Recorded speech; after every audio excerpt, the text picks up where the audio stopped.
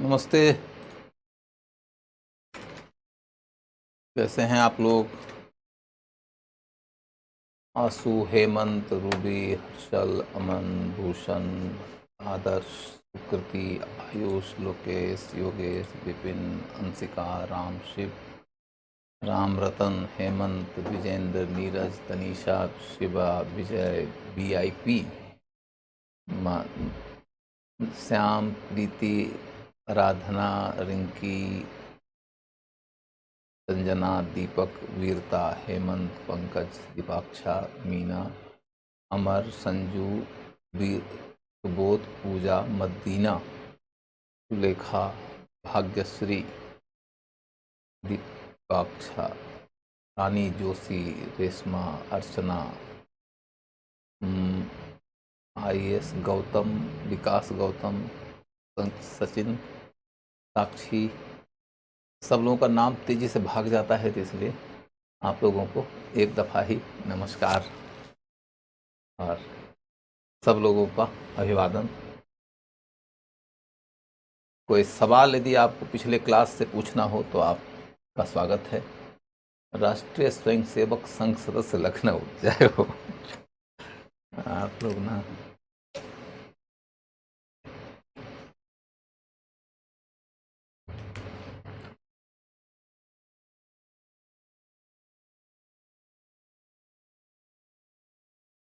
कोई सवाल पूछना हो तो पूछो, मैं तुम्हारे सवाल दिख रहा हूँ।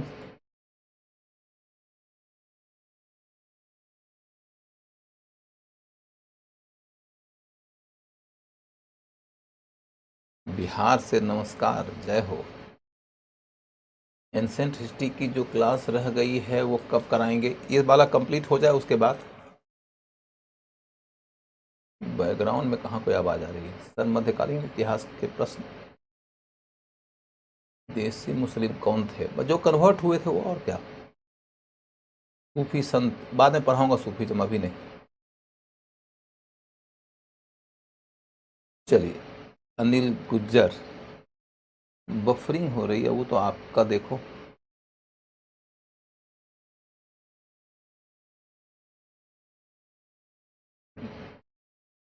वॉइस में प्रॉब्लम है? क्या प्रॉब्लम है भाई? मध्यकालीन इतिहास के पुराने प्रश्न कब शुरू करोगे यूट्यूब पर? अभी तो हेमंत जी नहीं कह सकता हूँ। हनफी मैंने बताया तो था, अबू हनीफा के फॉलोअर को हनफी कहते हैं। तुर्कान चहलगानी अभी बताने वाला हूँ। चोल साम्राज्य कब होगा? चोल साम्राज्य तो हो चुका है, पूर्व मध्यकाल वाले में ही हो चुका है।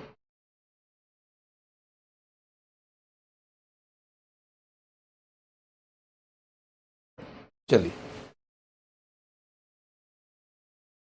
कल के क्लास से ही आगे बात बढ़ेगी, और चूंकि कल का क्लास बीच में छूटा था तो इस वजह से कुछ पॉइंट्स उसमें दोबारा न लिखना पड़े, इसलिए मैंने कल के लिखे हुए चीज़ को सेव करवा लिया था और आपके सामने वही चीज़ रख रहा हूँ।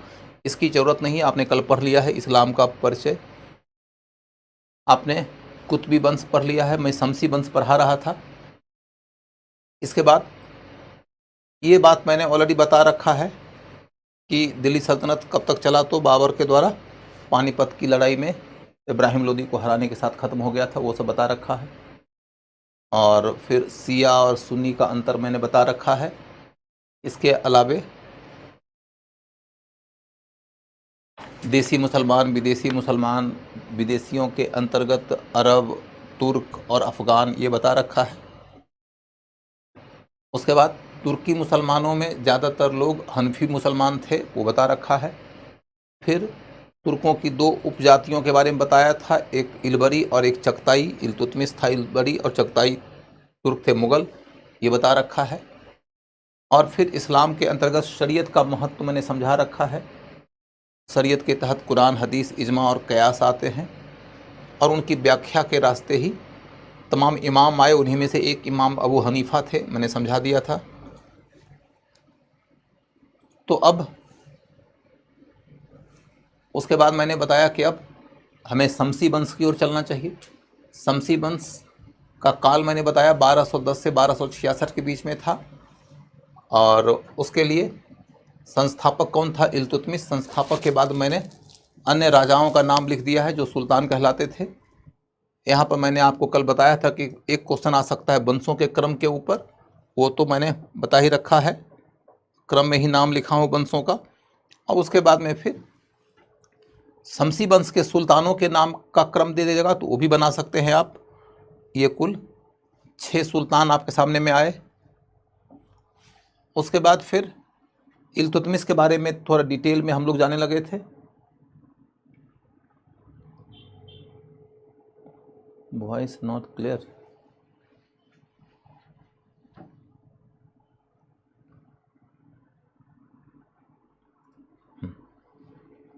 उसके बाद मैंने बताया था कि इल्तुतमिश के समय में क्या कहानी थी भाई। वो गुलाम था, फिर जूत की लड़ाई में जीतकर सुल्तान बना था। इलबरी तुर्क था, हनीफी था, सुन्नी था, ये सब बता चुका हूँ। बंगाल जीता, एल्दोज को तराइन की तीसरी लड़ाई में हराया, ये सब बता चुका हूँ। फिर कुबाचा को हराया, मंगोल के हमले से बचने के लिए मांगबरनी को शरण नहीं दिया। रणथंभौर जीता, ग्वालियर जीता, ये सब बता चुका हूँ। उसके बाद फिर वह खलीफा से खिल्लत लिया, इक़्तिदारी पद्धति की शुरुआत किया, टंका और जीतल के नाम से अरबी सिक्के चलाया, दोआब के महत्व को समझा, तुर्कान चहलगानी की शुरुआत किया या उसकी स्थापना किया। इसी पेज से हम आज की चर्चा की शुरुआत करने जा रहे हैं। इस पेज से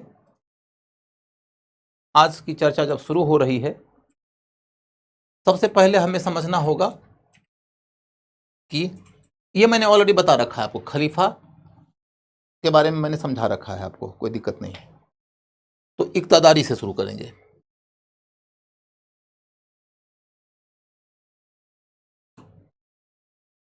इक़्तिदारी,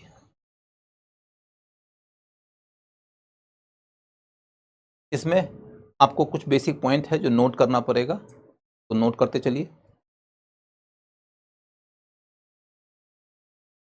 इक़्ता का अर्थ था वेतन।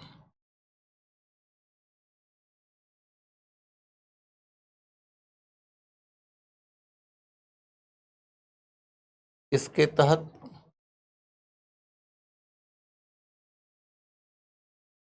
अधिकारियों को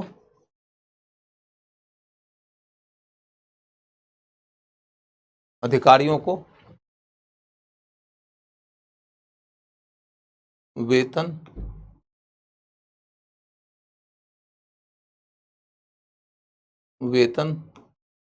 के रूप में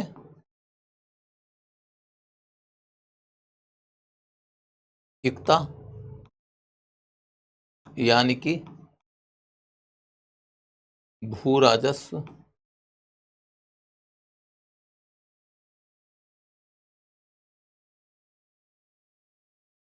का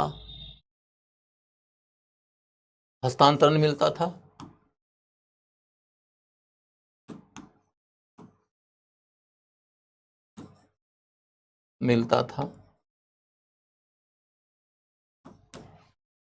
भू राजस्व का हस्तांतरण मिलता था। माने आपने यदि अधिकारी के तौर पर किसी राजा के अधीन या सुल्तान के अधीन काम किया तो आपको वेतन तो दिया जाएगा ना। वेतन कैसे दिया जाएगा, तो इसके लिए एक इलाके का इक्ता आपको दे दिया जाता था, यानी कि उस इलाके के भू राजस्व को आपके नाम पर आवंटित कर दिया जाता था। आपको उससे जो आमदनी होती है उसी आमदनी से आपका पेमेंट हो जाता था, आपको वेतन मिल जाता था। अब इस मामले में थोड़ी गहराई की जरूरत है। इल्तुतमिश ने इक़्तिदारी व्यवस्था में कई नए प्रयोग किया और उन्हीं प्रयोगों के कारण उसके काल में इक़्तिदारी की व्यवस्था को उसके शासन की व्यवस्था का आधार कहा जाता है। तो उसने जो इक़्तिदारी व्यवस्था स्थापित किया, वो इक़्तिदारी व्यवस्था क्या थी, उसके क्या क्या प्रावधान थे, उसके लिए क्वेश्चन पूछा जाएगा। तो आपको मैं एक पैराग्राफ में लिखवाऊंगा, तभी जाकर आपकी समझ साफ होगी। आप लिखना शुरू कर दीजिए, लिखना शुरू कर दीजिए। इक़्ता व्यवस्था के तहत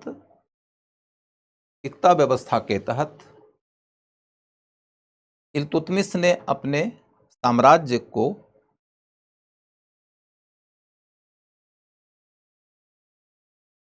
विभिन्न इक्ताओं में बांट दिया। इल्तुतमिश ने अपने साम्राज्य को विभिन्न इक्ताओं में बांट दिया।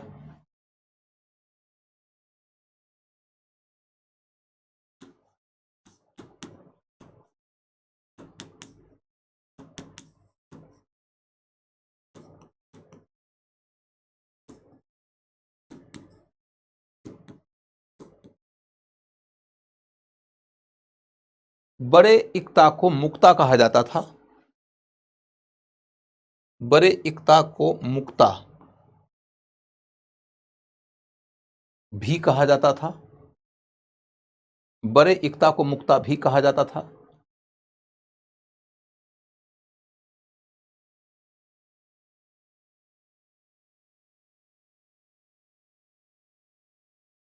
ये लोग बड़ी बदमाश है भाई। तब मैं पढ़ा रहा हूँ, कुछ लिखा रहा हूँ और ये लोग आपस में गप कर रहा है। एक बच्चे ने कह दिया कि अब लिख भी लो, तो एक लड़की कह रही है कि हाँ तुम लिखो ना, मैं कौन सा तुम्हारी कलम ले ली हूँ।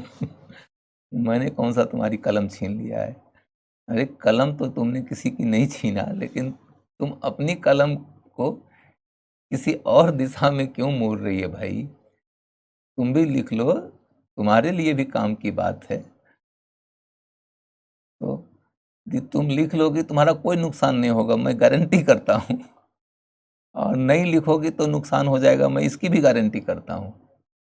इसलिए लिखो बच्चों, सभी सीखोगे।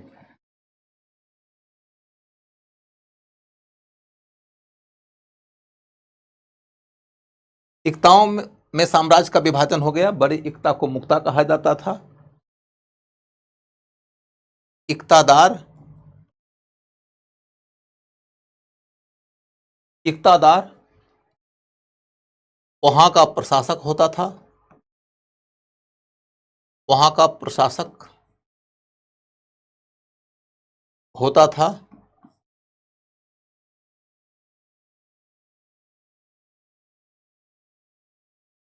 वही वहां से राजस्व की वसूली भी करता था। राजस्व की वसूली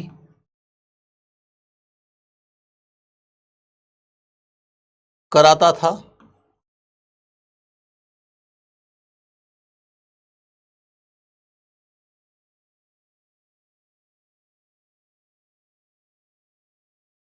उसी राशि से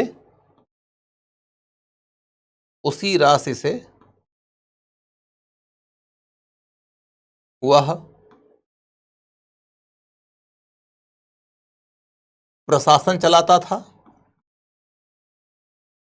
उसी राशि से वह प्रशासन चलाता था।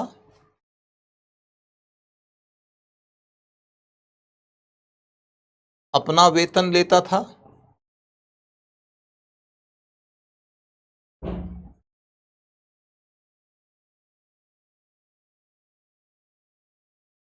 एक सैन्य एक सैनिक टुकड़ी एक सैनिक टुकड़ी का भी प्रबंधन करता था।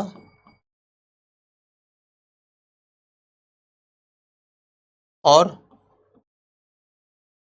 फवाजिल माने शेष रकम, फवाजिल को केंद्र के कोष में भेज देता था। फवाजिल को केंद्र के कोष में भेज देता था। फवाजिल को केंद्र के कोष में भेज देता था। फिर लिखो,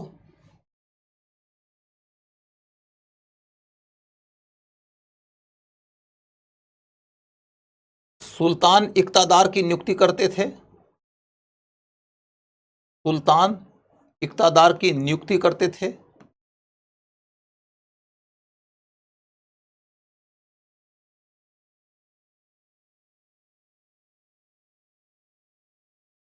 उनका स्थानांतरण भी करते थे।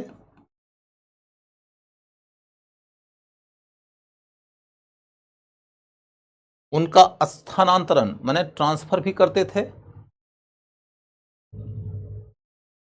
अली बसर, आज पहली बार लाइव क्लास ले रहा हूं, आपका स्वागत है अली बसर साहब। सुल्तान उनकी नियुक्ति करते थे, उनका स्थानांतरण भी करते थे। राजस्व का निर्धारण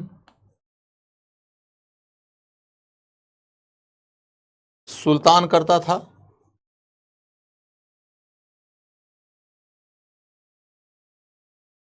राजस्व का निर्धारण सुल्तान करता था। वसूली जमींदार करते थे।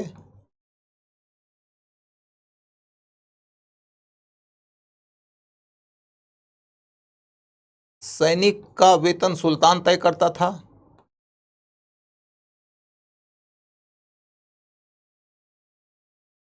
सैनिक का वेतन सुल्तान तय करता था।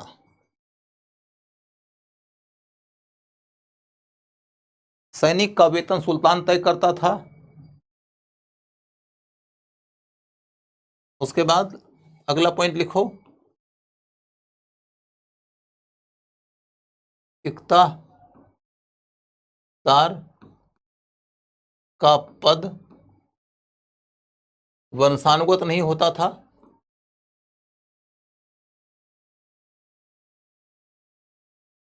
वंशानुगत नहीं होता था। इक्तादार का पद वंशानुगत नहीं होता था।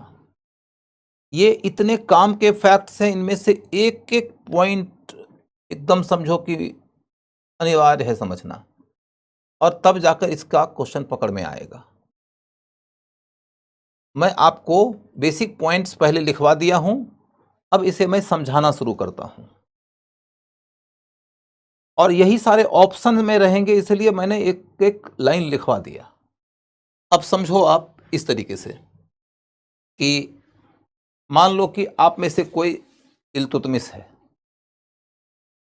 या तुम हम ही को बना दो। तुम में से आपस में जो मारामारी होगी कि मैं सुल्तान तो मैं सुल्तान, तो उससे बढ़िया है कि चलो मैं ही बन जाता हूं सुल्तान तुम लोगों के बीच में से।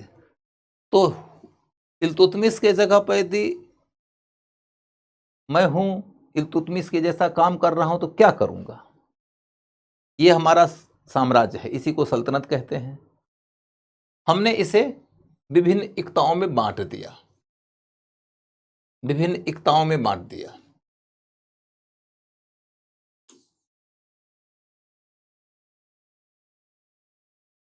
जैसे मान लो कि एक इक्ता है ये पंजाब में दीपालपुर, या एक इलाका है इलाहाबाद के पास कड़ा, या एक इक्ता है बंगाल में लखनऊती। तो उस इलाके के अंदर इक्ता की व्यवस्था कैसे चलेगी?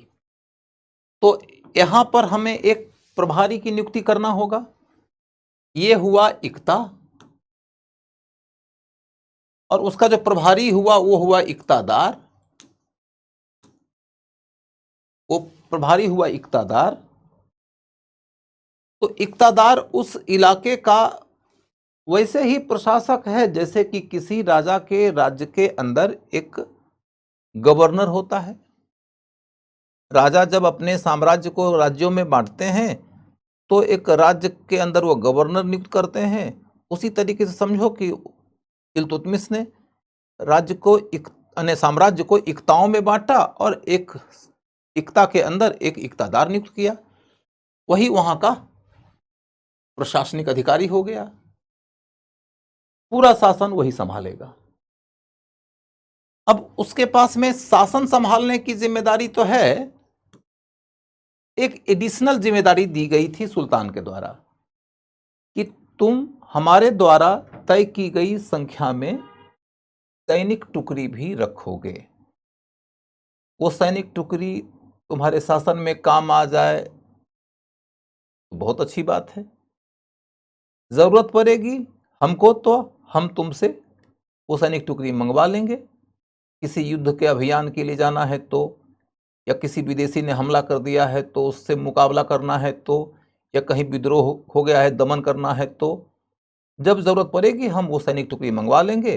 और जब तक हम उस सैनिक टुकड़ी को मंगवाते नहीं हैं तब तक वो सैनिक टुकड़ी तुम्हारे अधीन उस इलाके में रहेगी, तुम उसके सहयोग से शासन करो, लेकिन तुम्हें निश्चित तौर पर एक निश्चित संख्या में, वो संख्या हम तय कर देंगे, एक सैनिक टुकड़ी मेंटेन करना है। तो प्रशासन भी संभालना है और सेना की एक टुकड़ी भी बनाना है, और साथ ही साथ तुमको उस इलाके से राजस्व की वसूली भी करवाना है। राजस्व की वसूली की जिम्मेदारी भी तुम्हारी आ गई। अब यहां पर यह समझना है कि मान लो इस इक्ता से रेवेन्यू की कुल वसूली हुई 5 लाख की, 5 लाख की रेवेन्यू की कुल वसूली हुई। 5 लाख की रेवेन्यू की वसूली के अंतर्गत हो यह गया कि 2 लाख रुपया खर्च हो गया एडमिनिस्ट्रेशन के ऊपर, 2 लाख रुपया खर्च हो गया सेना के ऊपर। उसी एडमिनिस्ट्रेशन के अंदर तुम्हारा खर्चा भी निकल गया, तुम्हारा वेतन भी निकल गया। तो मान लो कि 2 लाख रुपया खर्च हो गया एडमिनिस्ट्रेशन के ऊपर, 2 लाख रुपया खर्च हो गया सेना को मेंटेन करने के ऊपर, बच गया 1 लाख रुपया। 1 लाख जो बच गया उसी को कहा जाता है फवाजिल। यह क्वेश्चन पूछा जा सकता है, फवाजिल का मतलब क्या होता है और फवाजिल की रकम का भागीदार कौन होता था, फवाजिल का रकम किसका होता था। तो 1 लाख रुपया जो फवाजिल बच गया, माने जो अतिरिक्त बच गया, वो इक्तादार सुल्तान को भेज देगा, सुल्तान को भेज देगा। वो जो रकम है वो किसके पास चला जाएगा, तो वो रकम चला जाएगा सुल्तान के पास, यानी कि केंद्रीय कोष में। यहां तक की बात समझ में आ गई। अब अगला मुद्दा है कि इस इक्तादार ने कहा कि सेना के ऊपर खर्च हुआ 2 लाख रुपया। तो 2 लाख रुपया खर्च हुआ है, यह बात उसने जब कहा तो यह सही है कि गलत है का निर्णय हम कैसे करेंगे। तो इसका निर्णय इस तरीके से होता था कि सेना की संख्या, सेना की संख्या अपनी मर्जी से इक्तादार नहीं तय करते थे। सुल्तान जितनी संख्या में सैनिक टुकड़ी मेंटेन करने कहता था उतनी संख्या में करते थे। तो संख्या सुल्तान ने तय कर दिया। उसके बाद अब सैनिकों को आप वेतन दोगे, तो इक्तादार यदि अपनी मर्जी से सैनिकों को वेतन देगा तो वह सैनिकों का वेतन बढ़ा चढ़ा के बोल देगा कि कम पैसा में तो काम करने के लिए कोई तैयारी नहीं है, ज्यादा पैसा मांग रहा है, और ज्यादा पैसा मांग रहा है तो उसको पैसा देते हैं तो बहुत पैसा खर्च हो गया। तो इक्ता से जितना रेवेन्यू हमको मिला था सब तो पैसा खर्च हो गया सैनिकों को वेतन देने में ही। सुल्तान के पास तो फिर फवाजिल के माध्यम से कोई पैसा ही नहीं आएगा। तो सुल्तान ने कहा कि इस सब तरीके से करप्शन हो जाएगा।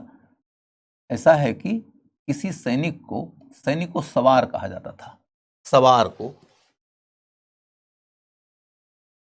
किसी सवार को कितना वेतन मिलेगा वो हम तय करेंगे, हमारे द्वारा ही तय की गई राशि तुम सैनिकों को यानी सवारों को वेतन में दोगे।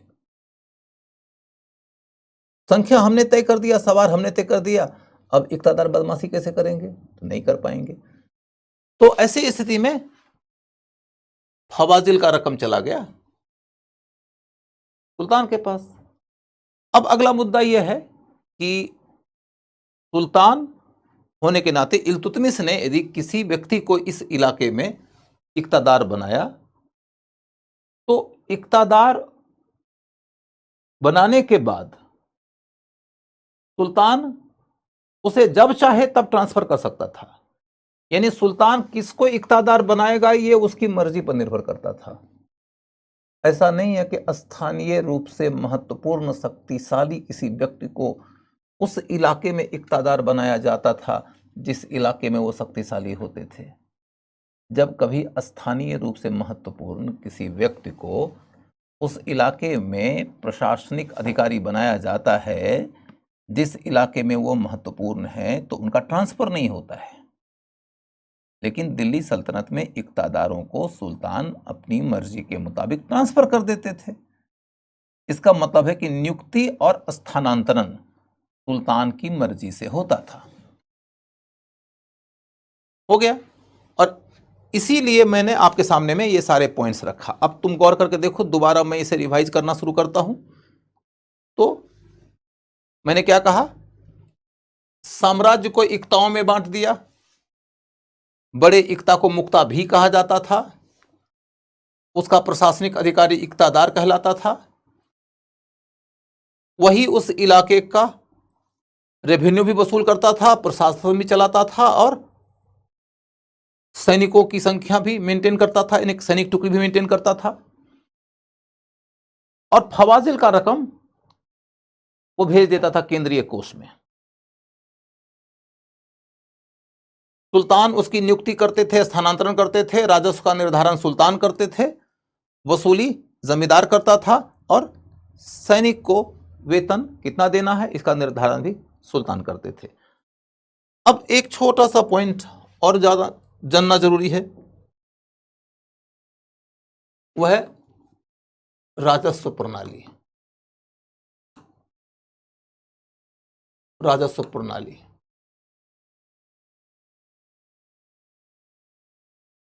भूमि का स्वामित्व, भूमि का स्वामित्व,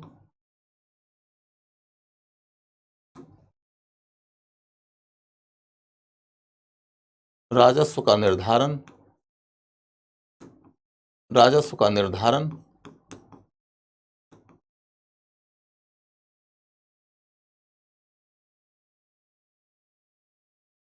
इक्ता भूमि,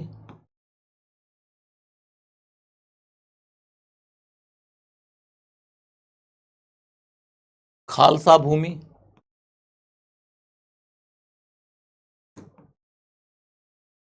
खालसा भूमि,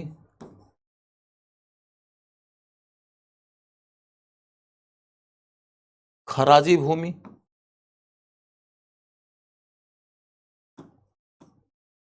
उसरी भूमि।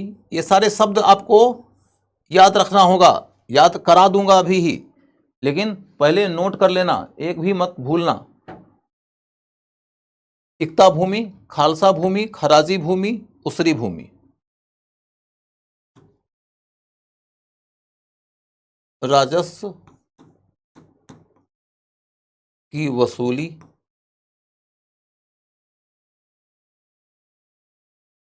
राजस्व की वसूली। और ये सब जो आप पढ़ रहे हो सिर्फ सिर्फ इल्तुतमिश के काल के लिए महत्वपूर्ण नहीं है, आगे के तमाम सुल्तानों के काल में भी यही सब चीजें आपको पढ़ना है। तो आपको यदि लग रहा होगा कि सर तो इल्तुतमिश पे इतना समय लगा रहे हैं तो बाकी 5 और होगा, उसके बाद में और 6 वंश हैं, तो इतना डिटेल पढ़ाएंगे तो फिर कैसे खत्म होगा, तो ऐसा नहीं है। इल्तुतमिश चूंकि पहला संस्थापक है, असली संस्थापक माना जाता है सल्तनत का, तो उसके काल में बहुत सारी ऐसी चीजें बनी हैं जो आगे के कालों में जारी रही हैं। उन्हीं में से एक इक्तादारी सिस्टम है, उसी का एक हिस्सा रेवेन्यू सिस्टम भी है, वो आगे के काल में भी कंटिन्यू करेगा।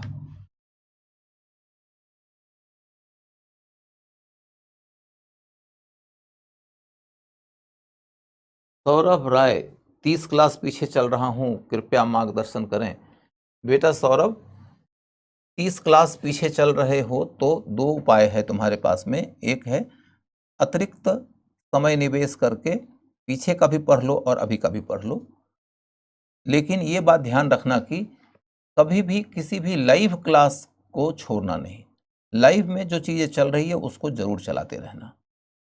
पीछे वाला यदि कवर कर सकते हो तो कर लो, नहीं कर सकते हो तो समय के साथ कवर कर लेना, लाइव वाला क्लास कंटिन्यू करो। अब देखो, सल्तनत के काल में भूमि का मालिक कौन होता था?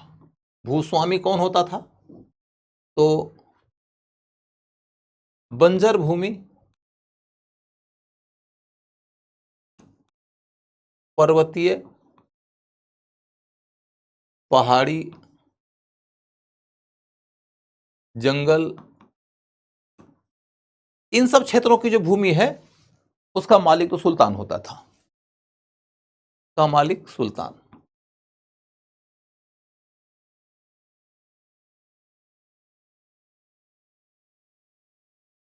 लेकिन कृषि योग्य भूमि, कृषि योग्य भूमि का मालिक कृषक होता था।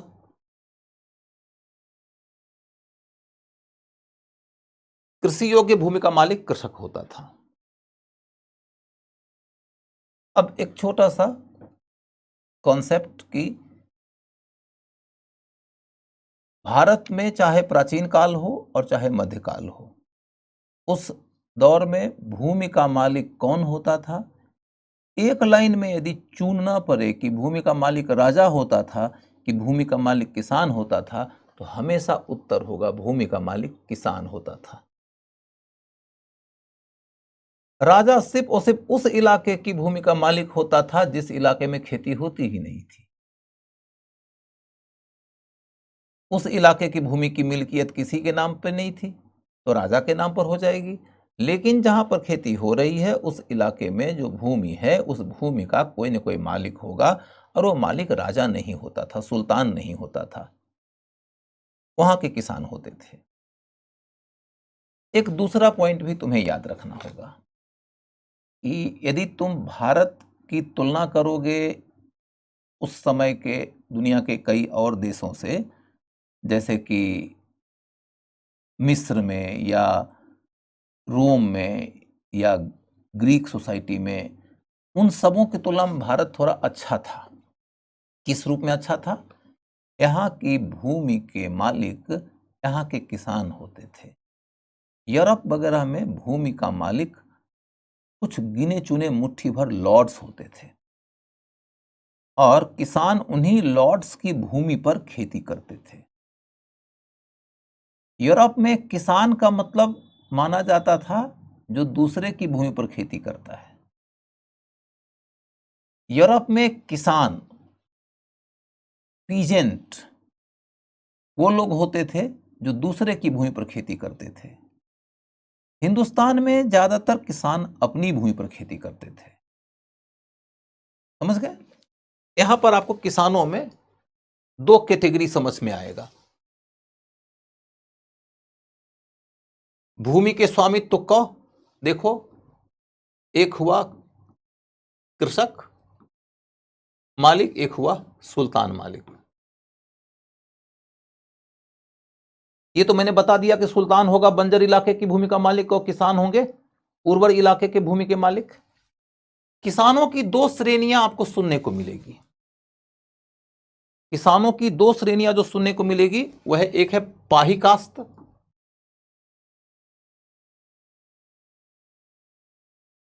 एक है खुद कास्त।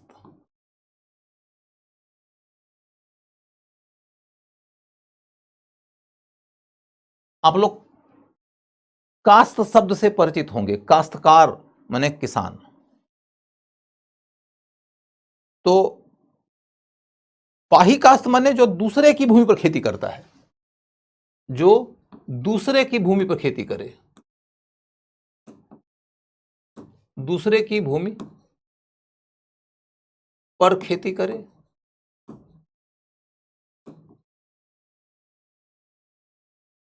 और खुद कास्त माने जो खुद माने अपनी अपनी भूमि पर खेती करे, अपनी भूमि पर खेती करे।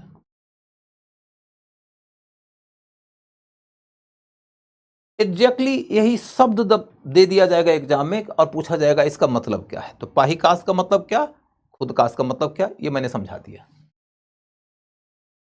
अब अगला मुद्दा है कि यदि भूमि खेती योग्य है, कोई उसका मालिक है, तो उस भूमि की उपज के ऊपर सुल्तान रेवेन्यू भी तो लगाएगा। तो रेवेन्यू का निर्धारण कौन करता था? अब आपके सामने में ऑप्शन रहेगा, रेवेन्यू का निर्धारण कौन करता था? सुल्तान, इक्तादार,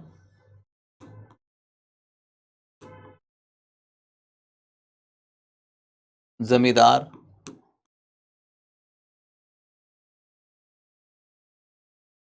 कृषक।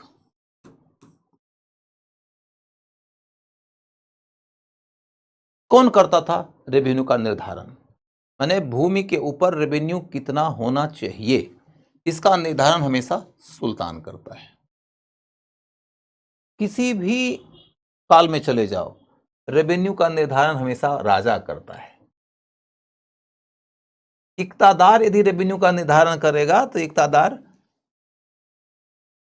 अपने मन से कुछ भी रेवेन्यू तय कर देगा और सुल्तान को कह देगा कि भैया आप जितनी जिम्मेदारियां दे रहे हो उतनी जिम्मेदारियां निभा नहीं पाऊंगा, क्योंकि इस इलाके में उतना रेवेन्यू ही नहीं है।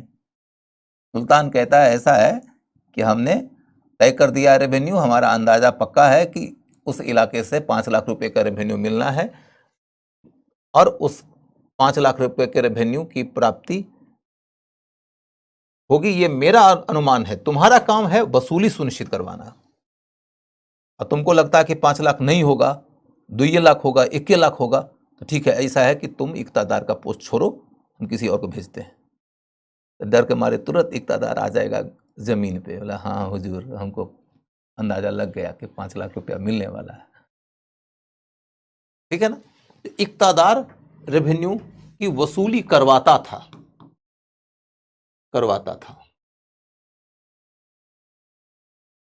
अब बताओ, किसान का भी रेवेन्यू का निर्धारण कर सकता है? किसान पे तो रेवेन्यू लगेगा। जिस पे रेवेन्यू लगना है, जिसे रेवेन्यू देना है, उससे पूछने जाओ कि कितना लगे रेवेन्यू, तो तुरंत कह देगा कहाँ रेवेन्यू लगाइएगा, हमारे खेत में खेती कहाँ ठीक से हुई है, उपज कहाँ ठीक से हुआ है, बस किसी तरीके से गुजारा चल जाता है, करिए माफ। तो फिर किसानों के ऊपर छोड़ दीजिएगा तो कर देगा साफ। इसलिए किसान से तो नहीं पूछा जाएगा कि रेवेन्यू कितना लगे, सुल्तान लगाते थे। अब सवाल ये उठता है कि जमींदार कौन है? तो जमींदार, आइए,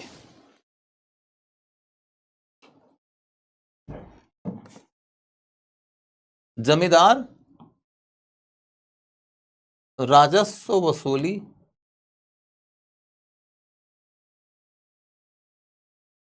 करने वाला एजेंट था।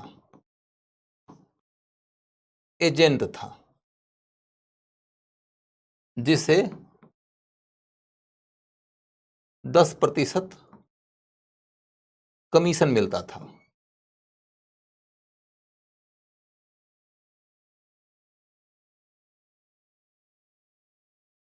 10% का कमीशन मिलता था।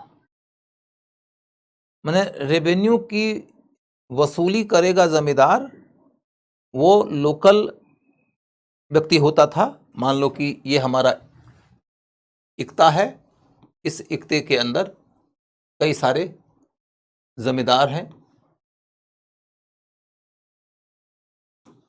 अब एक जमींदारी का इलाका ये हुआ,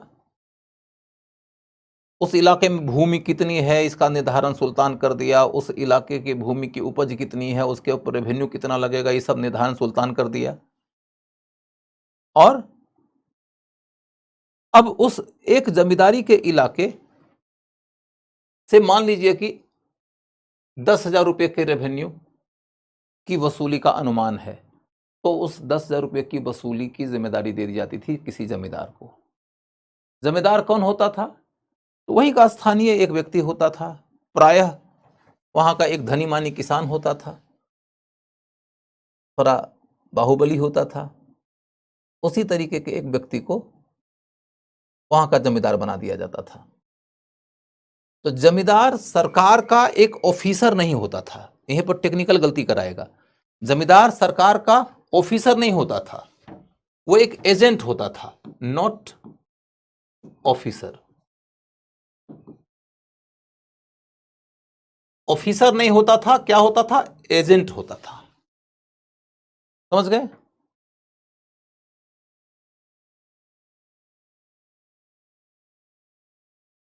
अब अगला मुद्दा यह है कि जमींदार जो कि रेवेन्यू की वसूली करते थे, वो रेवेन्यू की वसूल की गई राशि किसे देते थे? तो वो इक्तादार को दे देते थे, इक्तादार को दे देते थे।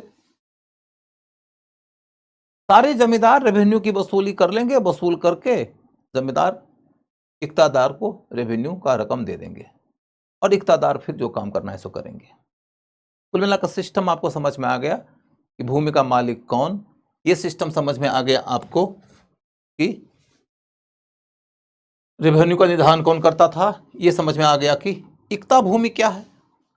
अभी आपको यह समझाना बाकी है कि इक्ता और खालसा और खराजी और उसरी ये क्या है। इसकी ओर जाने के ठीक पहले एक छोटा सा पॉइंट और समझा देता हूं। जमींदार शब्द को लेकर क्वेश्चन आ सकता है। जमींदार शब्द का उपयोग पहली बार, शब्द का उपयोग पहली बार अमीर खुसरो किया था, अमीर खुसरो किया था।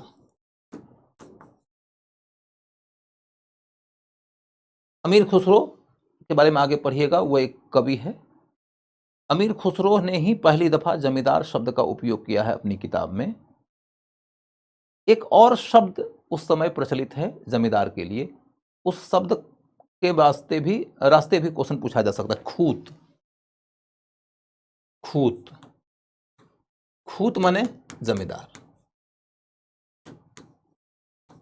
खूत माने जमींदार। ज्यादातर खूत शब्द का ही उपयोग हुआ है, लेकिन जमींदार शब्द का उपयोग धीरे धीरे धीरे धीरे बढ़ने लगा और मुगल काल में आकर तो जमींदार शब्द ही चलता है। तो जमींदार शब्द का उपयोग पहली बार कौन किया, इसको लेकर क्वेश्चन पूछा जा सकता है। यहां पर आपको यदि क्वेश्चन आ जाए जमींदार कौन होता था, जमींदार कौन होता था, तो भूमि का मालिक, भूमि का मालिक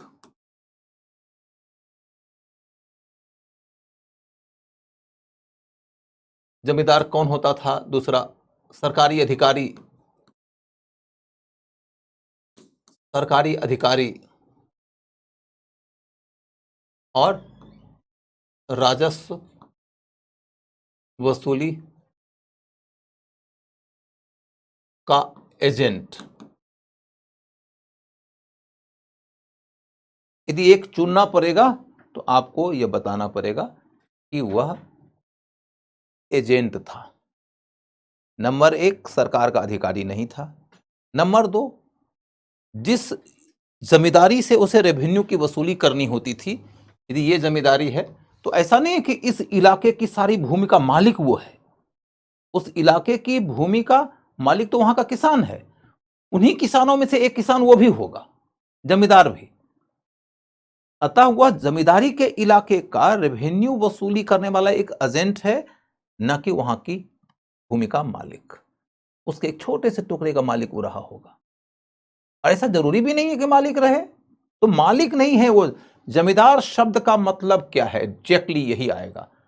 क्यों आएगा ये? क्योंकि जब आप ब्रिटिश शासनकाल का अध्ययन करिएगा ना, तो आपको यह पता चलेगा कि लॉर्ड कॉर्नवालिस नाम का गवर्नर जनरल आया, उसने जमींदारों को भूमि का मालिक बना दिया। तो तीन ही शब्द है जो डिबेट के लिए है।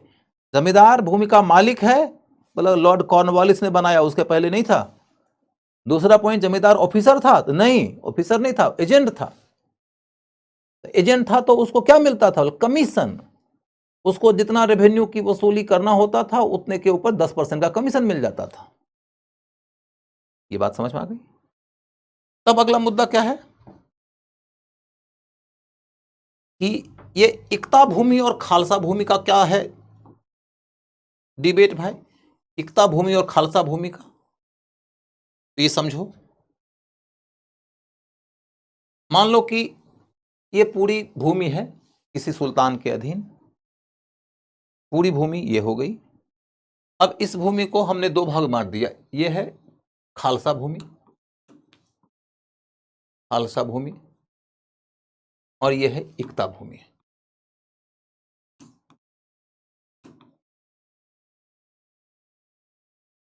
खालसा भूमि का मीनिंग क्या है, इस पे क्वेश्चन आएगा। वह भूमि जिसका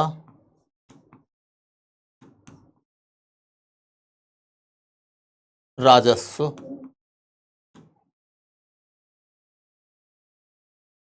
सीधा सुल्तान के कोष में जाता था, कोष में जाता था। सीधा सीधा जो रेवेन्यू सुल्तान के कोष में चला जाए उसी भूमि को हम खालसा भूमि कहते हैं। इक्ता भूमि के बारे में अभी मैंने बताया था ना कि मान लो 5 लाख रुपए की वसूली हुई किसी इक्ता से, तो वसूली की राशि चली गई इक्तादार के पास में, उसने उसी से सारे खर्चे कर लिए। खर्चे के बाद जो एक रकम बच गया फवाजिल के रूप में, वो पैसा भेज दिया गया सुल्तान के खजाने में। सुल्तान के खजाने में वहां फवाजिल का एक अमाउंट जाता था, बाकी सारा का सारा खर्चा काट लिया जाता था इक्तादार के द्वारा। लेकिन खालसा भूमि से जो भी रेवेन्यू की राशि वसूल की जाती थी वो राशि सीधे चली जाती थी सुल्तान के पास। यानी कि सुल्तान की आमदनी का दो तरीके का स्रोत होता था, एक होता था फवाजिल के रास्ते, एक होता था खालसा के रास्ते। फवाजिल के रास्ते से जो आमदनी होती थी सुल्तान को वो थोड़ी अनिश्चित रहती थी कि 5 लाख रुपए की वसूली के आधार पर जो हमने इक्ता दिया, हो सकता है कि कभी इक्तादार कह दे कि 4.5 लाख की ही वसूली हुई, हो सकता है कि कभी 50,000 रुपये ही फवाजिल आए। फवाजिल घटता बढ़ता रहता था। बाद में पढ़िएगा कि फवाजिल इसलिए भी घटता बढ़ता रहता था क्योंकि इक्तादार करप्शन भी करता था, वो बाद में पढ़ेंगे। फवाजिल के अंदर बस ये कॉन्सेप्ट समझना है कि फवाजिल का जो रकम था वो थोड़ा अनिश्चित रहता था, घटता बढ़ता रहता था। क्या कोई सल्तनत इस तरीके से घटते बढ़ते आमदनियों के बीच में ठीक से चल पाएगा? सुल्तान का खुद का आर्थिक कंडीशन डामाडोल हो जाएगा। तो इससे बचने के लिए सुल्तान ने एक सिस्टम बना दिया था कि जितना राज्य हमारे अधीन है उसका एक हिस्सा खालसा भूमि में तब्दील कर दिया जाएगा और उसका रेवेन्यू सीधे हमारे पास में आएगा। कम से कम वहां से हमारे पास में एक निश्चित अमाउंट ऑफ रेवेन्यू आता रहेगा, उससे हमारी व्यवस्था सुदृढ़ बनी रहेगी। तो खालसा का मतलब समझ गए आप लोग? तो खालसा भूमि का सीधा सीधा मीनिंग पूछा जाएगा, इससे ज्यादा आपसे नहीं पूछा जाएगा। मैंने थोड़ा समझा दिया ताकि कॉन्सेप्ट बन जाएगा तो याद करना आसान हो जाएगा। खालसा एकता भूमि समझ गए। अब आपके सामने में दूसरा मुद्दा एक है, ये खराजी भूमि और उसरी भूमि क्या है? खराजी भूमि और उसरी भूमि ये समझिए। तो आप देखेंगे कि राजस्व का स्रोत,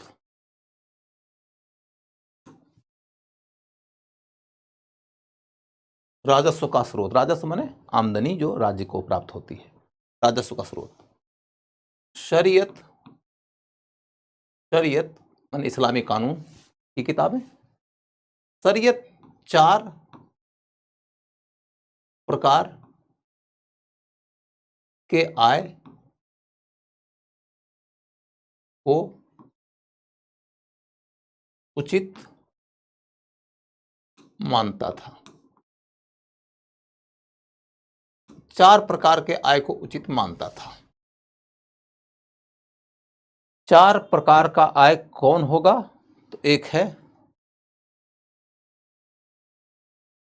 खराज, खराज, दूसरा है खुम्स,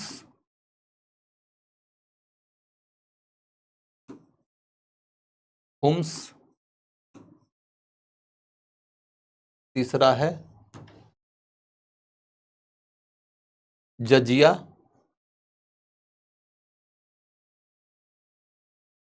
और एक है जकात। जजिया और जकात, खराज, खुम्स, जजिया और जकात। खराज क्या था? भू राजस्व, भू राजस्व। यही सबसे बड़ा सोर्स ऑफ इनकम हुआ करता था स्टेट का। राज्य की आमदनी का सबसे बड़ा स्रोत क्या होता था? भू राजस्व। भू राजस्व माने खराज। खुम्स क्या था? लूट का माल, लूट का माल, लूट का माल।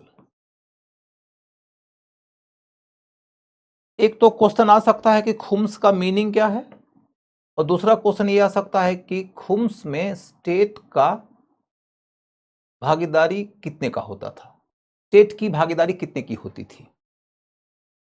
तो 20% टू स्टेट, यानी कि 1/5,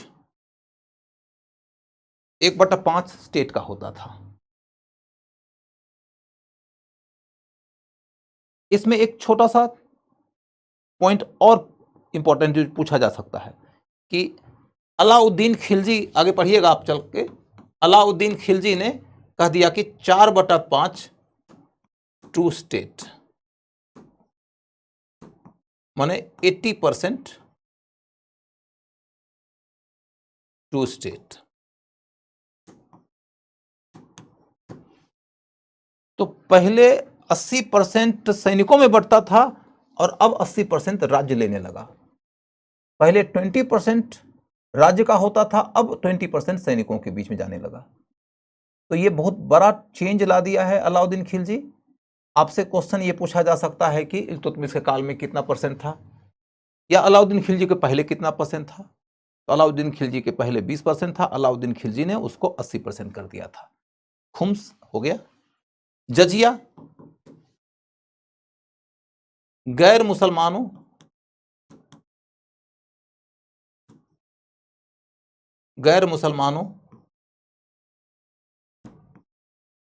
पर लगने वाला कर था, लगने वाला कर। जजिया गैर मुसलमानों पर लगने वाला कर था।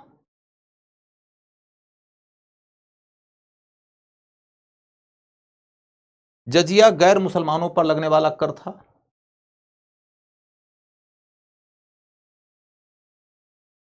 यह थोड़ा पेज बदलता हूं, जजिया थोड़ा बड़ा टॉपिक है, उसे कवर करना है। जजिया गैर मुसलमानों पर जो कर लगता था वह नॉर्मली 2.5% हुआ करता था, 2.5%। जजिया का दर क्या होता था? नॉर्मली 2.5%। उसके बाद दूसरा पॉइंट जजिया को लेकर क्या है कि निसाब का पालन होता था। निसाब का मतलब होता है कि जो एक सर्टेन डिग्री ऑफ इनकम के नीचे है उस पे जजिया नहीं लगता था। मतलब आप ऐसे समझ लीजिए कि नॉर्मली जजिया, महिला पर जजिया नहीं लगता था, बच्चे पर जजिया नहीं लगता था, वृद्ध पर जजिया नहीं लगता था, अपाहिज पर जजिया नहीं लगता था।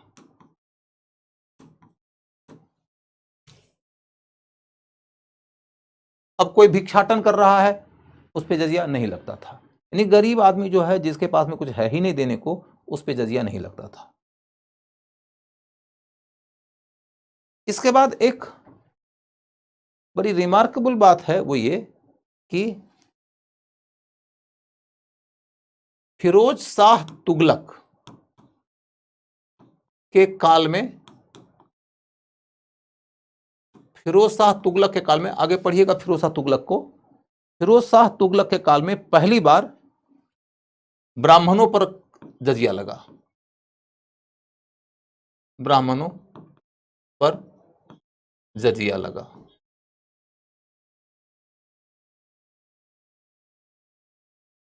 फिरोज शाह तुगलक के काल में पहली बार ब्राह्मणों पर जजिया लगा।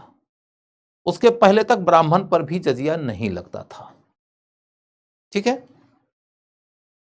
अब अगला पॉइंट इसमें क्या है जो पूछा जा सकता है, वो ये कि राज्य को दो भाग में राज्य को नहीं, राज्य के अंदर रहने वाले लोगों को दो भागों में बांटा जाता था। जजिया का सिद्धांत समझा रहा हूं, उसी के तहत लिखवा रहा हूं। राज्य की आबादी को दो भागों में बांटा जाता था। एक जो इस्लाम में विश्वास करते थे, यानी जो मुसलमान थे, और दूसरा जो जिम्मी थे। जिम्मी, ये शब्द आपसे पूछा जा सकता है।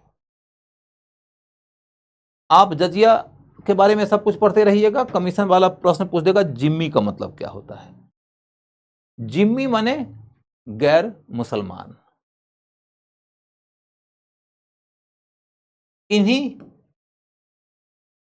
इन्हीं से जजिया वसूली की जाती थी, इन्हीं से जजिया की वसूली होती थी।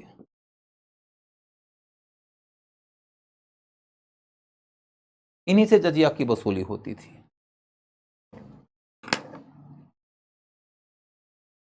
जिम्मी के बारे में और भी कुछ अयोग्यताएं होती थी। माने जिम्मी यदि हैं तो आप अयोग्य हैं। किस लिए? तो आप शासन में बड़े पदों पर शामिल नहीं हो सकते, आप इक्तदार नहीं बन सकते। क्यों? क्योंकि यह शासन तो मुसलमानों का है। क्योंकि शासन मुसलमानों का है, इसलिए उस शासन के अंतर्गत गैर मुसलमान को हम शासन में भागीदारी नहीं देंगे। तो जिम्मी लोगों को दो तरीके से भेदभाव सहना पड़ता था।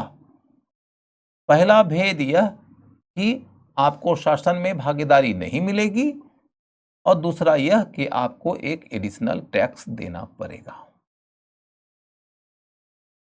अब इसमें यह समझना जरूरी है कि इस तरीके से हिंदुओं के साथ में जो व्यवहार किया गया, इस व्यवहार की अनुशंसा अबू हनीफा ने किया था। ऐसा नहीं कि अबू हनीफा हिंदुओं के ऊपर कर लगाने की बात कह रहे हैं। हिंदुओं के ऊपर तुर्कों की सत्ता स्थापित होने के पहले अबू हनीफा की मृत्यु हो चुकी है, लेकिन अबू हनीफा, हम्बली, सफ़ी, ये सब जो इमाम हुआ करते थे, उन इमामों के बीच में इस बात का डिबेट हुआ कि यदि हम गैर मुसलमानों की आबादी में अपनी सत्ता स्थापित करते हैं तो गैर मुसलमानों के प्रति हमारा व्यवहार क्या होना चाहिए। गैर मुसलमानों के प्रति हमारा व्यवहार क्या होना चाहिए की बात करते हुए अबू हनीफा ने यह कहा कि हम गैर मुसलमानों को अपने राज्य में रहने देंगे, हम उनका कत्ल नहीं करेंगे, हम उनका जबरदस्ती धर्मांतरण नहीं कराएंगे, हम उनको अपने धर्म का पालन करने देंगे, बशर्ते कि वो हमको जजिया देना स्वीकार कर लें। तब यहीं पर प्रश्न उठा कि क्या उनको हम शासन में भागीदारी देंगे? तो कहा कि नहीं, शासन में तो भागीदारी बिल्कुल नहीं देंगे। क्यों? क्योंकि शासन मुसलमानों का है। शासन का उद्देश्य है इस्लाम का प्रसार करना। जब शासन का उद्देश्य है इस्लाम का प्रसार करना और उसमें जो आदमी इस्लाम को ही नहीं मानता है उसको हम शासन भागीदारी कैसे दे सकते? ये कहानी है। जो लोग जिम्मी होते थे उनको और भी कई प्रकार की ज्यादतियों का शिकार होना पड़ता था। वो दोम दर्जे के नागरिक होते थे, उनके साथ में तमाम प्रकार की बदसलूकियां भी होती थी। मुसलमान आपके बगल से गुजर रहा है तो आप उसके सम्मान में खड़े हो जाइए, इस तरह की हिदायतें भी दी जाती थी। अब इनमें से कितनी बातों का सख्ती से पालन होता था नहीं होता था वो हम नहीं जानते हैं, लेकिन इसमें कहीं कोई डाउट नहीं है कि जो जजिया की व्यवस्था थी वो बहुत ही अपमानजनक और भेदभावकारी व्यवस्था थी। वो व्यवस्था हिंदुस्तान के इतिहास में इसके पहले कभी किसी ने देखा नहीं था। आप जब सैकड़ों हजारों साल का प्राचीन काल का और पूर्व मध्यकाल का इतिहास पढ़ते हैं तो उसमें एक बात हम देखते हैं कि राजवंशों के बाद राजवंश आते गए, एक के बाद एक नए राजवंश आए, लेकिन जनता के ऊपर इस बात का असर नहीं पड़ता था कि आने वाला जो शासक है उसका धर्म क्या है।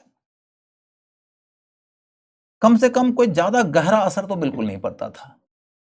हो सकता है कि आज जो राजा है वह किसी एक धर्म को ज्यादा संरक्षण देता है, कल जो दूसरा राजा आएगा वो किसी और धर्म को ज्यादा संरक्षण देगा, ये हो सकता है।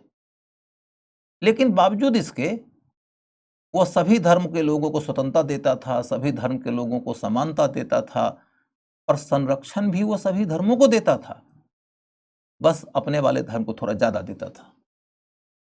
लेकिन जो मुस्लिम लोग यहां सत्ता स्थापित किए वो ऐसी सत्ता नहीं है। वो ऐसी सत्ता है जो कह रही है कि हम आबादी को दो भागों में बांट देंगे, जिम्मी और मुसलमान। शासन मुसलमानों का है, जिम्मियों के भाग्य का वो फैसला कर रहे थे और जिम्मियों के भाग्य का फैसला करने के क्रम में कुछ लोग तो इतने भी कठोर थे जो कह रहे थे कि जिम्मी लोगों के गर्दन पे तलवार रखो और उनको बोलो कि इस्लाम अपना लो, यदि नहीं अपनाओगे तो खींच देंगे तलवार, कट जाएगा गर्दन, बह जाएगा लहू। तो इस स्थिति में अबू हनीफा का कहना है कि नहीं, ये प्रैक्टिकल नहीं है, क्योंकि हम ऐसे बड़ी बड़ी भूमियों को जीत रहे हैं जिसमें रहने वाली आबादी बड़े पैमाने पर गैर मुसलमान है, तो उन सब लोगों का कत्लेआम कर दें हम, ये प्रैक्टिकली पॉसिबल नहीं है। तो जो प्रैक्टिकल रास्ता है इस्लाम की शिक्षा के मुताबिक उस शिक्षा को लेकर आगे बढ़ो, वो यही है कि गैर मुसलमानों को भी हम अपने राज्य में रहने देंगे, लेकिन उन्हें दोम दर्जे का नागरिक बन के रहना पड़ेगा और उन्हें जजिया देना पड़ेगा। समझ गए?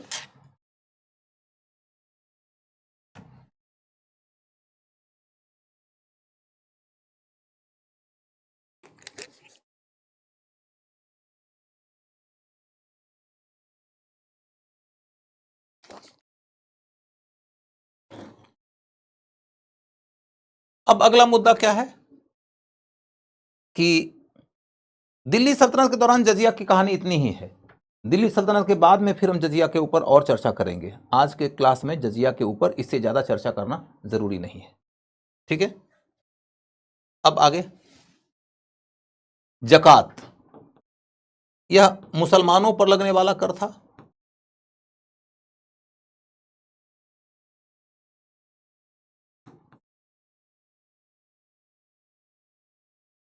लगने वाला कर था।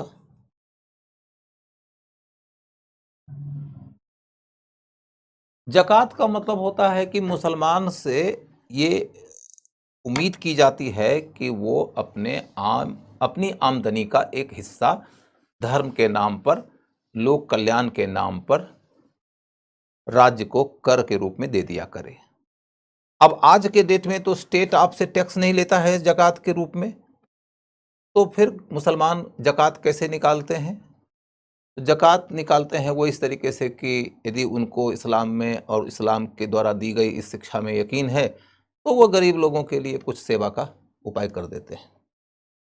आज के डेट में दुनिया भर में बहुत सारे मदरसे उन जकात की राशियों से चल रहे हैं, बहुत सारे दवा खाना उन जकात की राशियों से चल रहे हैं। बहुत सारे लोगों के लिए रहने खाने पीने, उनके कपड़े लत्ते, उनके लिए सर्दियों में कंबल आदि आदि का वितरण उस ज़कात के पैसे से होते हैं। अब दुनिया आज की जो है वह लोकतांत्रिक है, सेकुलर है यदि, तो उसमें ज़कात की वसूली स्टेट नहीं करता है, तो आप इस तरीके से ज़कात निकालते हैं। लेकिन आपसे क्वेश्चन ये पूछा जाएगा कि ज़कात बाध्यता थी या कि स्वैच्छिक था? ज़कात आज के डेट में आप, जैसे आप में से बहुत सारे मुस्लिम हैं, आप अपने घरों में भी देखे होंगे कि आपके घर वाले भी ज़कात निकालते होंगे। तो ज़कात निकालना आपके घर वाले लोगों के लिए आज की तिथि में स्वैच्छिक है। वो ज़कात दें, न दें, कम दें, ज़्यादा दें, जितना दें, उनकी मर्जी है। लेकिन मध्यकाल में ज़कात एक बाध्यता थी, उसका एक रकम तय होता था, उस रकम के मुताबिक आपको ज़कात देना ही पड़ता था। टैक्स कभी भी स्वैच्छिक नहीं होता, हमेशा याद रखिएगा। टैक्स कभी स्वैच्छिक नहीं होता है, उसके रकम का निर्धारण होता है और रकम को चुकाने की बाध्यता होती है, अन्यथा वो दंडनीय हो जाता है। शक्ति आज के डेट में वह डोनेशन मुसलमानों का है जो मुसलमानों के लिए होता है। उस समय तो ये डोनेशन नहीं था, वो स्टेट को दिया जाने वाला टैक्स था, याद रखना। इसीलिए मैं इस पे टिक के बोल रहा हूं कि मध्यकाल में ज़कात वॉज नॉट अ डोनेशन, ज़कात वॉज अ टैक्स। डोनेशन में आपके चुकाने की बाध्यता नहीं होती है, ज़कात में क्योंकि कर था तो कर को चुकाने की बाध्यता थी। समझ गए? आगे बढ़ो। तो राजस्व के 4 स्रोत हो गए, अब ये क्लियर हुआ। अब यहीं पर मैं खराज के बारे में एक जानकारी दे रहा हूं।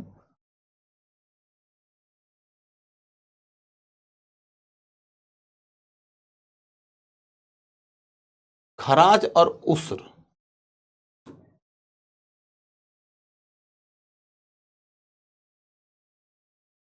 भूमि की 2 श्रेणियां थी। खराजी, माफ करिए, खराजी और उसरी। खराजी और उसरी भूमि की 2 श्रेणियां थी।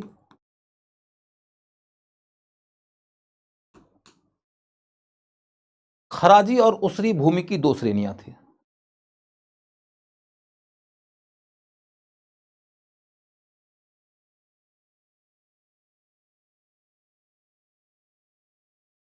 उसरी भूमि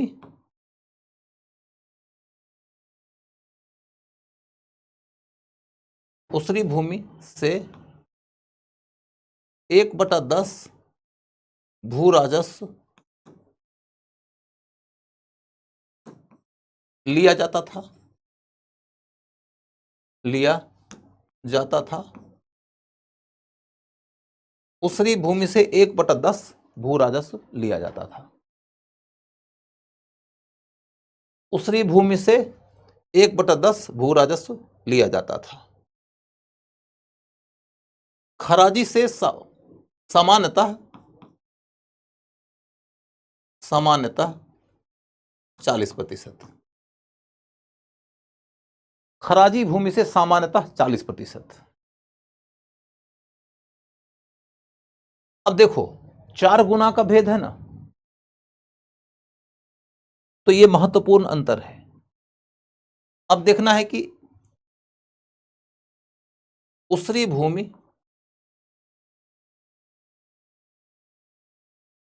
सुल्तान ने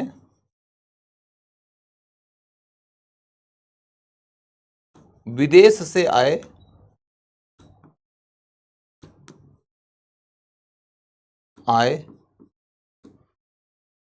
कुछ अमीरों या उलेमाओं को दिया था।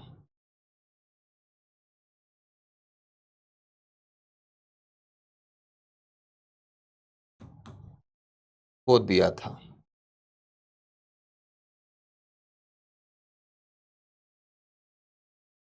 आप खुद भी अनुमान लगा सकते हैं कि सुल्तान ये नहीं चाहेगा कि ज़्यादा से ज़्यादा भूमि उसरी भूमि में तब्दील हो जाए। क्योंकि ज़्यादा से ज़्यादा भूमि यदि दूसरी भूमि में तब्दील हो जाएगी तो भाई साहब का रेवेन्यू घट के 1/4 ही रह जाएगा, और रेवेन्यू घट के 1/4 हो जाएगा तो उनकी सेना भी घट के 1/4 हो जाएगी, उनकी नौकरशाही भी घट के 1/4 हो जाएगी, तो उनकी राजनीतिक संभावनाएं भी घट के 1/4 हो जाएगी। बल्कि स्थिति ये हो जाएगी कि साम्राज्य टुकड़ों में टूट जाएगा और भाई साहब का गर्दन भी हो सकता है कट जाए। यदि सल्तनत के पद पर आप बैठे हुए हैं और आप कमजोर पड़ जाएंगे तो ऐसा नहीं कि सिर्फ सल्तनत आपके हाथ से निकल जाएगा, उसके बाद आपके प्राण पखेरु भी उड़ जाएंगे। आपको यह समझना होगा कि राजनीति करने में और राजतंत्रात्मक राजनीति करने में जमीन आसमान का अंतर होता है। या तो आपको तख्त मिलेगा या तो आपको ताबूत मिलेगा। तो ऐसे स्थिति में कोई सुल्तान नहीं चाहता है कि उसरी भूमि ज्यादा हो। मुट्ठी भर लोगों को जो सल्तनत की स्थापना के दौर में अहम योगदान किए थे, उन लोगों के द्वारा दिए गए योगदान के मद्देनजर उनको एक तरीके से रिवार्ड किया गया था कि भैया चलो आपको हमने भूमि का एक ऐसा कैटेगरी दे दिया, माने आपको हमने भूमि का मालिक बना दिया और कह दिया गया कि ये भूमि उसरी भूमि में तब काउंट की जाएगी, यानी कि इस भूमि से सिर्फ 10% का रेवेन्यू लिया जाएगा। इसके बाद फिर यहीं पर आगे चलकर एक पॉइंट आपने लिखा है कल के क्लास में, उस पॉइंट को यहीं पर ले आता हूं मैं कि इल्तुतमिश के समय में उलेमा लोगों ने यह कहा कि हिंदुस्तान के हिंदुओं का धर्मांतरण किया जाए, मुसलमान बनाया जाए। अब आपके सामने में एक प्रश्न उठता है कि उलेमा कौन होते थे, अमीर कौन होते थे। तो अमीर और उलेमा शब्द का मीनिंग पहले समझा देता हूं, उसके बाद उधर की ओर जाऊंगा। अमीर माने मुस्लिम अधिकारी वर्ग के लोग, अधिकारी वर्ग के लोग, अभिजात वर्ग के लोग, माने वो लोग जो राजनीतिक प्रशासनिक भूमिका में हैं, जो हाथ में तलवार लेकर राज्य की सत्ता स्थापित करते हैं और जो शासन में भूमिका निभाकर शासन के संचालन में योगदान करते हैं, उन्हें अमीर कहा जाता है, माने बड़े बड़े पदाधिकारी। और उलेमा, उलेमा माने धर्म की व्याख्या करने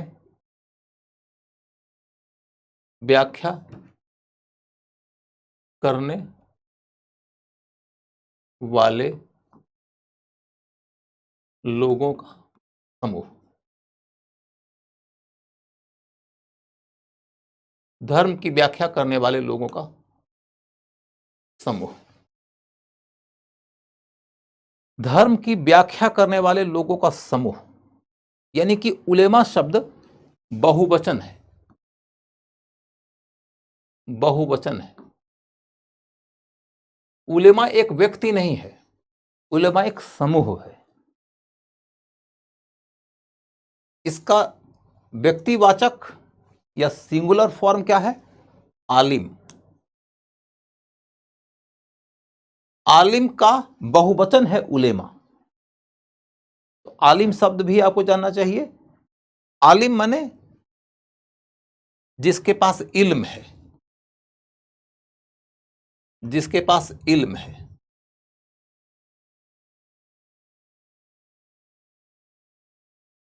इल्म है, इल्म माने ज्ञान, इल्म माने ज्ञान।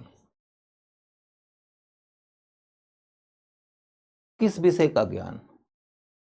एटॉमिक या न्यूक्लियर फिजिक्स का ज्ञान? नहीं। तो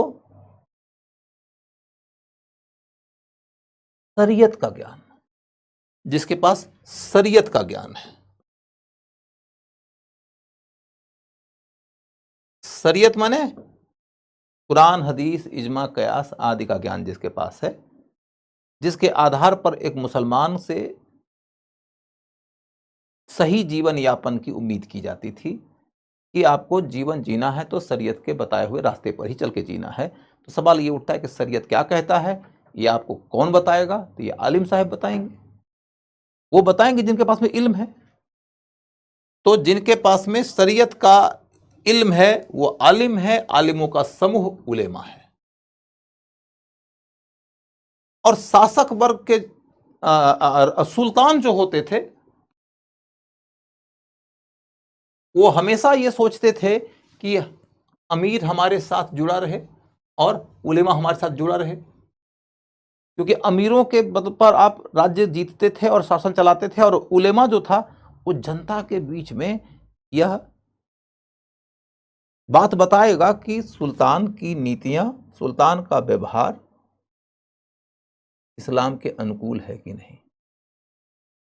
अब तुम सोचो कि यदि आलिमों ने यानी उलेमा ने समाज में जाके ये कह दिया लोगों को कि सुल्तान गैर इस्लामिक नीति अपना रहा है, सुल्तान इस्लाम विरोधी हो गया है, तो जो समूह धार्मिक है, धार्मिक उत्साह जिसमें बहुत भरा पड़ा है, इतना ज़्यादा कि कट्टरपंथ के हद तक लोग अपने विश्वास को मानते हैं, वो क्या सुल्तान को स्वीकार करेंगे? वो सुल्तान के विरुद्ध खड़े हो जाएंगे, वो सुल्तान के खिलाफ विद्रोह करने लगेंगे, सत्ता अस्थिर हो जाएगी। तो सुल्तान चाहता था कि उलेमाओं को हम संतुष्ट करें, ताकि आवाम, आवाम माने जनता, ताकि आवाम संतुष्ट रहे।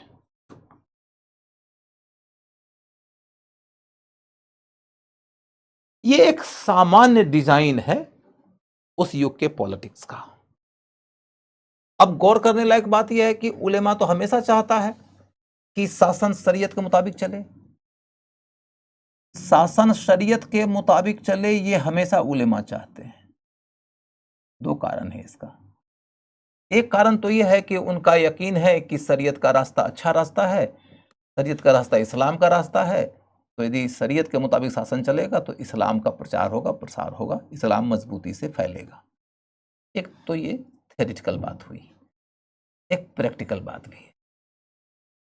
प्रैक्टिकल बात यह है कि शासन यदि शरीयत के मुताबिक चलता है तो उलेमाओं की पूछ होती है, उनको लोग पूछने आएगा कि शरीयत क्या कहता है।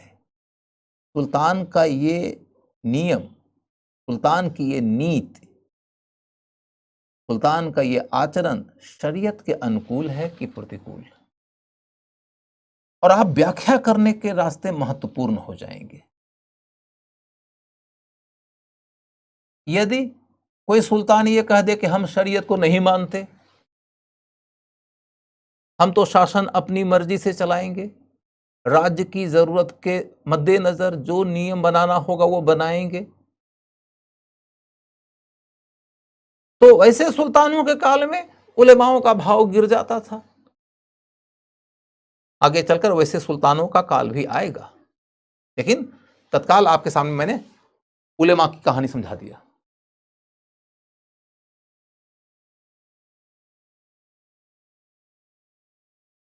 चलो आगे बढ़ते हैं। JS चौहान साहब, बात यह है कि आपके सिलेबस में एंसेंट भी है, मेडिवल भी है, तो आप यदि बार बार सिर्फ मॉडर्न इंडिया पढ़ने की जिद ठान लीजिएगा तो आपको नुकसान होगा ना। हम यदि मेडिवल हिस्ट्री पढ़ा रहे हैं और आप कह रहे हैं सर मॉडर्न हिस्ट्री पढ़ाते तो मज़ा आ जाता। बेटा बात यह है कि मज़ा तो इसमें भी आ सकता है और मज़ा उसमें भी आ सकता है, लेकिन सबसे ज़्यादा मज़ा जानते हो कब आएगा? जब तुम ये सूचना दोगे सर मेरा हो गया। और तुम्हारा होगा कैसे? तब जब तुम्हारा सिलेबस कंप्लीट होगा। तो ऐसे स्थिति में यदि तुमको मज़ा आए तो बहुत अच्छी बात है, न मज़ा आए तो सजा के ही तौर पे पढ़ो, लेकिन पढ़ो। समझ गए? वैसे भी यूपीएससी की तैयारी करना 3 इडियट फिल्म देखने के जैसा तो है नहीं। तो ऐसी स्थिति में मजा आ रहा है तो मजा लो, नहीं आ रहा है तो जो आ रहा है उसी को मजा मान लो, तो मजा आने लगेगा। चलो आगे बढ़ो। तो अब देखो, ये कहानी है कि हमने आपको ये बताया कि खराजी भूमि और उसरी भूमि का विवाद चल रहा था। उलेमाओं ने इल्तुतमिश के सामने ये प्रपोजल रखा कि आप हिंदुओं को जबरदस्ती मुसलमान बना दीजिए। सुल्तान ने कहा कि इतनी बड़ी आबादी है, इस आबादी का धर्मांतरण कहां संभव है? नहीं संभव है। आप अबू हनीफा के बताए रास्ते पर चलो, गैर मुसलमानों के ऊपर जजिया लगाओ और छोड़ दो उनको उनके जीवन के रास्तों के रास्ते, क्योंकि जबरदस्ती बलपूर्वक तलवार खींच के धर्मांतरण कराना संभव नहीं है। तो उलेमाओं ने एक सुझाव दिया, कहा कि एक काम करिए कि आप एक ऐलान कर दीजिए कि जो आदमी हिंदू धर्म छोड़ के या जो भी उसका धर्म है उस धर्म को छोड़ के इस्लाम अपना लेगा, उसकी खराजी भूमि को हम उसरी भूमि में तब्दील कर देंगे।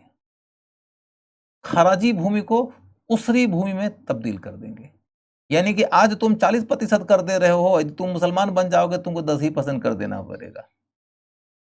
यह सुझाव दिया उलेमाओं ने सुल्तान को। सुल्तान बोला अपना सुझाव अपने ही पास रखो, धर्म परिवर्तन के चक्कर में हम अपना राजकोष 1/4 कर लें, ये ना चलबेक। तो इसीलिए एक लाइन बड़ी महत्वपूर्ण है कि इल्तुतमिश का एक नियम था कि once Kharrazi always a Kharrazi. एक बार यदि कोई भूमि खराजी भूमि में पंजीकृत कर ली गई है तो वह भूमि अब खराजी ही रहेगी। यानी कि उसने उसरी भूमि के प्रसार को रोकने की नीति अपनाया, क्योंकि उसको पता था कि उसरी भूमि का प्रसार ज्यादा हो जाएगा तो उसका राजस्व घट जाएगा, तो उसका शासन चलाना मुश्किल हो जाएगा। इसी कॉन्सेप्ट को लेकर क्वेश्चन आएगा, उसरी भूमि का मतलब क्या है। या क्वेश्चन आ जाएगा कि इल्तुतमिश उसरी भूमि के प्रसार के पक्ष में था, तो नहीं। ठीक है, अब इस कॉन्सेप्ट को आपने समझ लिया तो आपकी कहानी हो गई।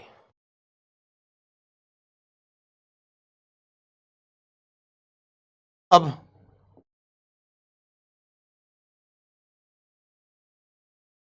चल के देखो आप, अब यदि मैं कहूं कि इक्तादारी पद्धति हमारी यहां पर कंप्लीट हो गई है तो कोई दिक्कत नहीं है।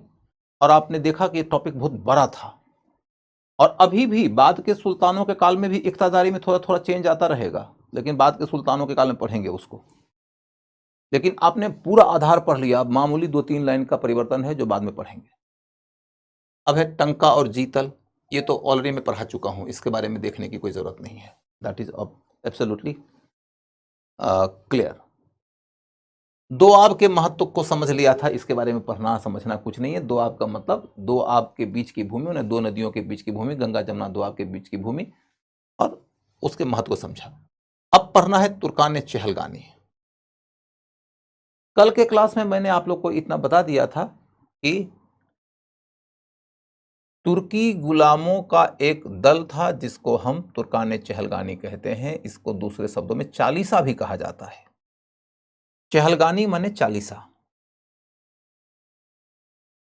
यानी कि इसके तहत इल्तुतमिश ने यह योजना बनाया था कि 40 तुर्की गुलामों को हम बड़े बड़े पदों पर आसीन कर देंगे और उनके माध्यम से हम अपने शासन की व्यवस्था को ऐसी बना लेंगे कि हमारे आदेश पर जान निछावर करने वाले लोग ही बड़े बड़े पदों पर बैठे होंगे।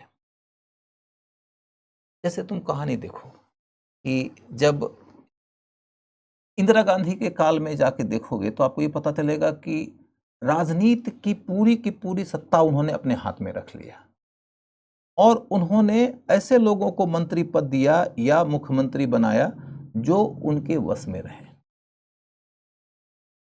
जवाहरलाल नेहरू के काल में आपको ऐसे मंत्री भी नजर आएंगे जो मंत्री जवाहरलाल नेहरू के खिलाफ खड़े होकर उनके विरोध में बोल देते थे, जैसे सरदार वल्लभ भाई पटेल, जैसे मौलाना आजाद। कहा जाता है कि एक बार आजाद साहब ने फोन किया जवाहरलाल नेहरू, नहीं सॉरी, कहा जाता है कि एक बार जवाहरलाल नेहरू के सचिव ने फोन किया मौलाना आजाद को और कहा कि पंडित नेहरू बात करना चाहते हैं।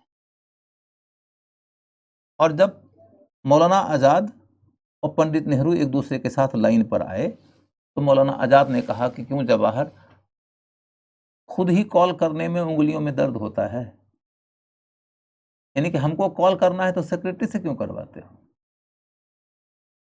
और जवाहरलाल जी ने कहा कि आगे से ये गलती दोबारा नहीं होगी। यानी ये दोनों एक दूसरे के चूंकि कॉमरेड रह चुके थे, साथी रह चुके थे, तो वो एक दूसरे के सामने इस तरह की बातें कर लेते थे। सरदार वल्लभ भाई पटेल की स्थिति तो ये थी कि जवाहरलाल नेहरू प्राइम मिनिस्टर थे, लेकिन यदि प्राइम मिनिस्टर को किसी विषय को लेकर अपने गृह मंत्री और अपने उप प्रधानमंत्री से कोई विमर्श करना होता था, जवाहरलाल नेहरू सरदार वल्लभ भाई पटेल के घर जाया करते थे। वो अपने ऑफिस में उनको नहीं बुलाते थे।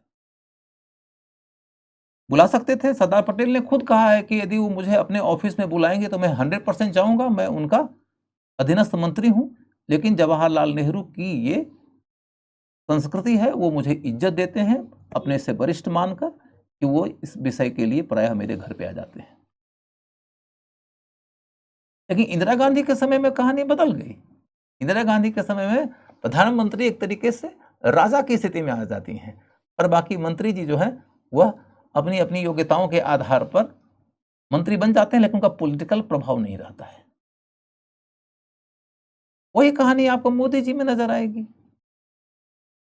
मोदी जी जब प्रधानमंत्री बनते हैं तो उस समय भारतीय जनता पार्टी में बहुत सारे नेता ऐसे थे जो नेता मोदी जी से ज्यादा वरिष्ठ थे भाजपा में।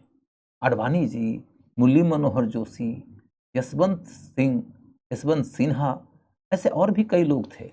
अब उन सब लोगों के भाजपा में रहते हुए यदि उन्हें हम मंत्रिमंडल में ले आएंगे तो क्या हमारी मर्जी चलेगी? बहुत कठिनाइयां होगी।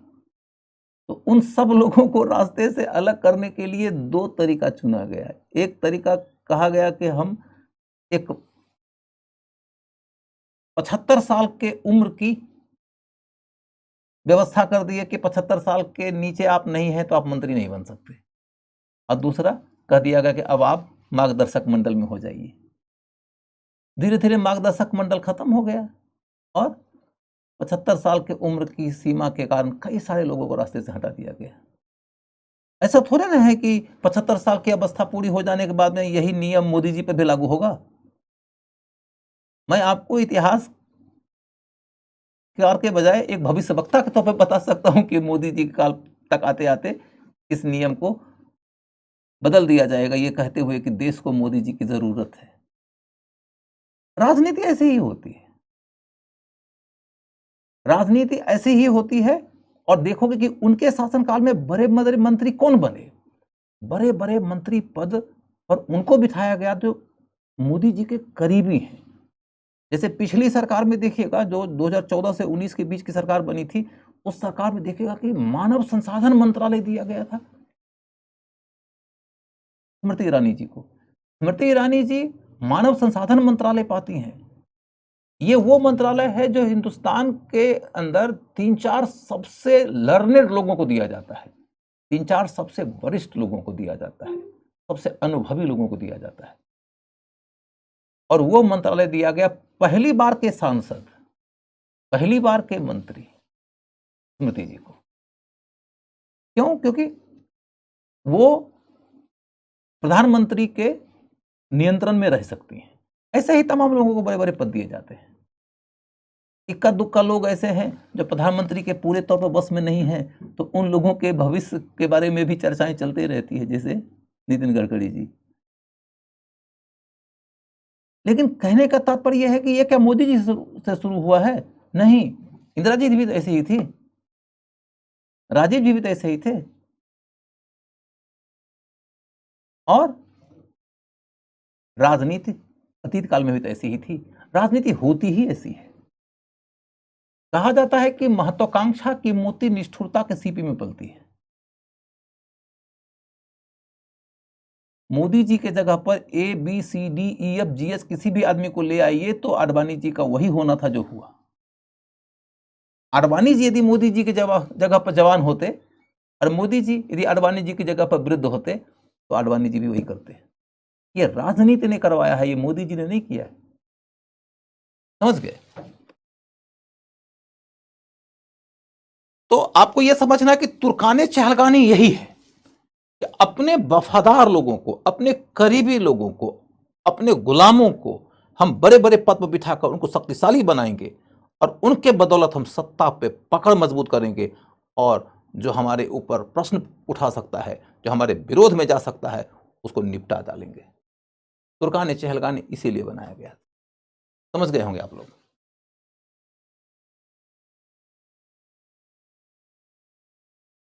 बच्चों, मैं आप लोगों के सामने में किसी तरह की नीतिगत XYZ की चर्चाएं नहीं करूंगा। मैं विवाद की बातों से दूर रहना चाहता हूं। मैं आपको जो बताऊंगा वह सिर्फ और सिर्फ प्योर पॉलिटिकल अंडरस्टैंडिंग की बात बताऊंगा।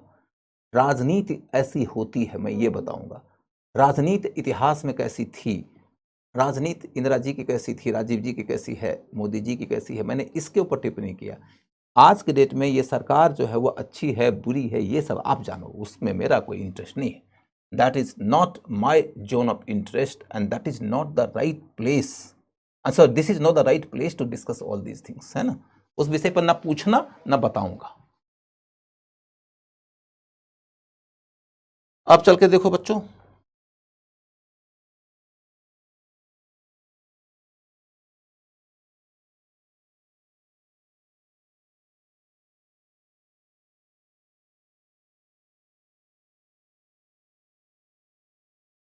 अब अगला मुद्दा है वह सूफी धर्म का संरक्षण किया।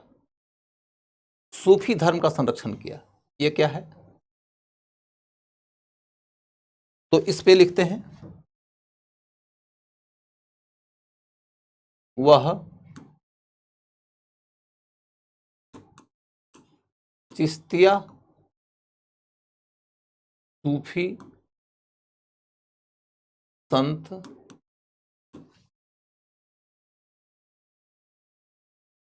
कुतुबुद्दीन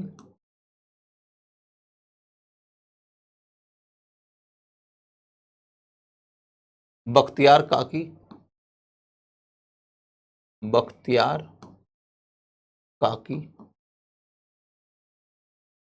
का सम्मान करता था। सम्मान करता था। कुतुबुद्दीन बख्तियार काकी का सम्मान करता था। तो आपको ये समझना है कि इल्तुतमिश जब सुल्तान है तो जनता को खुश रखने की नीति अपनाता है। वो चाहता है कि हम कुछ ऐसा करें कि जनता खुश रहे। इसके लिए वह खिल्लत ले आया खलीफा से। इसके लिए वह समय पड़ने पर जब भी कोई नीति अपनाता है तो वह उलेमाओं को बुला के उनसे मशविरा कर लेता है कि इस विषय पर शरीयत क्या कहता है। हालांकि वो उलेमाओं से मशविरा करता है किंतु हमेशा उनकी बात मानता नहीं है। जैसे कि एक उदाहरण के रूप में मैंने बताया कि उलेमाओं ने तो कहा था धर्मांतरण कराने के बल दीजिए, उसने धर्मांतरण के लिए कोई खास काम नहीं किया। उसके बाद फिर दूसरा पॉइंट कि वह उलेमाओं को बुलाया, अमीरों को बुलाया इस विषय पर विचार करने के लिए कि हमारे बाद हमारा उत्तराधिकारी कौन होगा। और उस मीटिंग में उसने कहा कि हमारे बाद हमारा उत्तराधिकारी होगी हमारी बेटी रजिया। उलेमा, अमीर, सब लोग इस बात से असहमत थे क्योंकि मुसलमानों के इतिहास में कभी कोई औरत सुल्तान बनी ही नहीं थी। तो इन्हें लगा कि एक औरत सुल्तान कैसे बन सकती है, औरतों के लिए तो बुर्का का इंतजाम है, सुल्तान कैसे बन सकती है। इल्तुतमिश ने कहा कि हमारे बेटों की तुलना में हमारी बेटी ज़्यादा योग्य है और आने वाला समय यह सिद्ध कर देगा कि वही योग्य ज़्यादा है। अतः मैंने डिसाइड कर लिया है कि मेरी बेटी ही सुल्तान बनेगी। यानी कि वो देखो कि उलेमाओं से बुला के मशविरा जरूर करता है लेकिन हमेशा उनकी बात मानता नहीं है। उसकी कोशिश असल में उलेमाओं को इज्जत देने की कम और जनता को यह दिखाने की ज्यादा है कि इस्लाम की चिंता हम भी करते हैं। जनता के ऊपर यदि हमने अपनी पकड़ बना लिया, जनता का दिल हमने जीत लिया, तो जनता को हमारे खिलाफ उलेमा भड़का नहीं पाएगा ना। उलेमाओं की इज्जत ही क्या है? न उलेमा के पास पैसा है, न उलेमा के पास सेना है। उलेमा की इज्जत क्या है? उसकी शक्ति का आधार क्या है?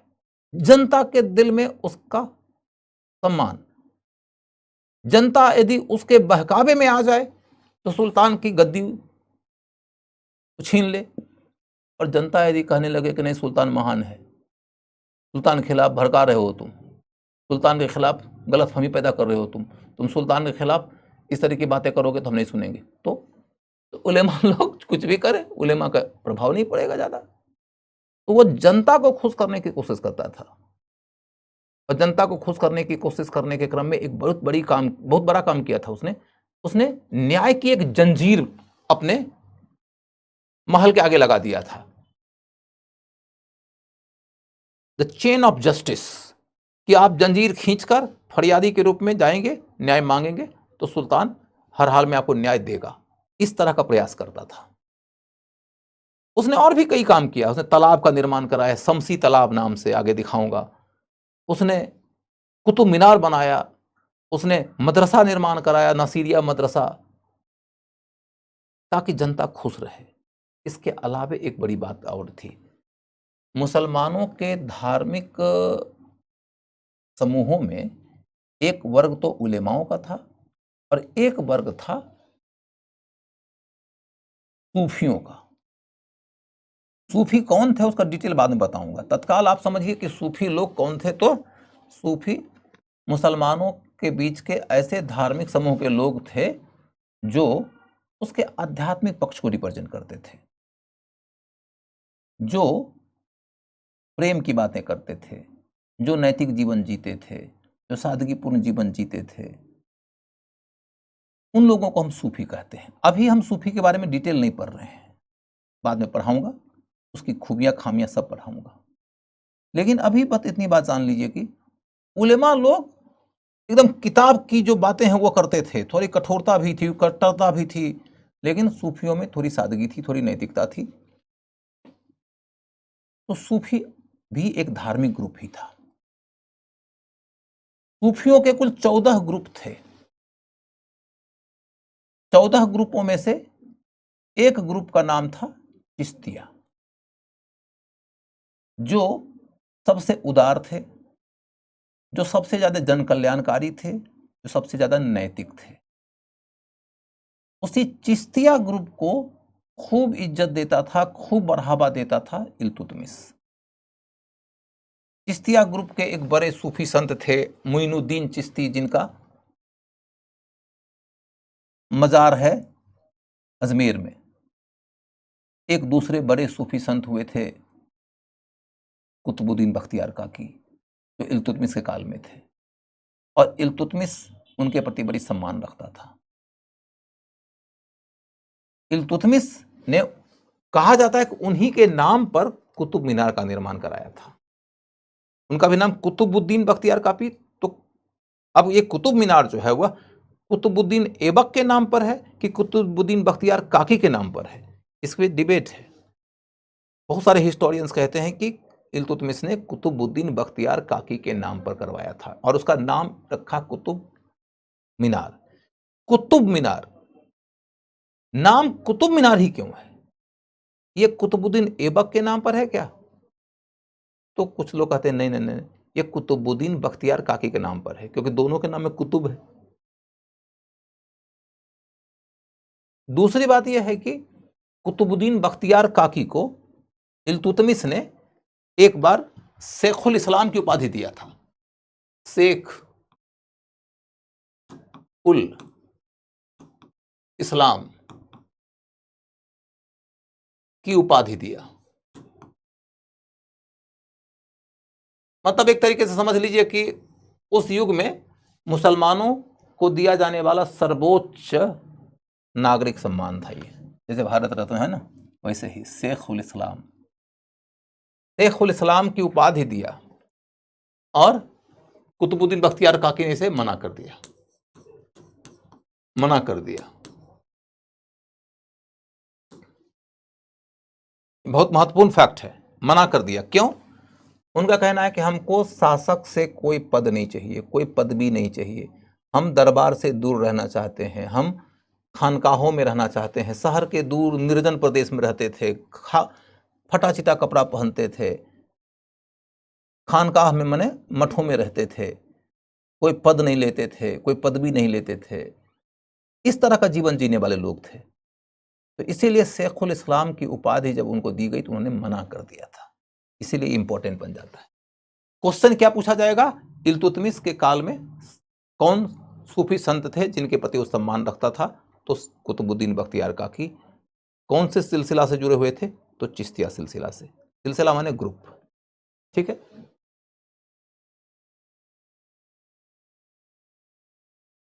अब अगला मुद्दा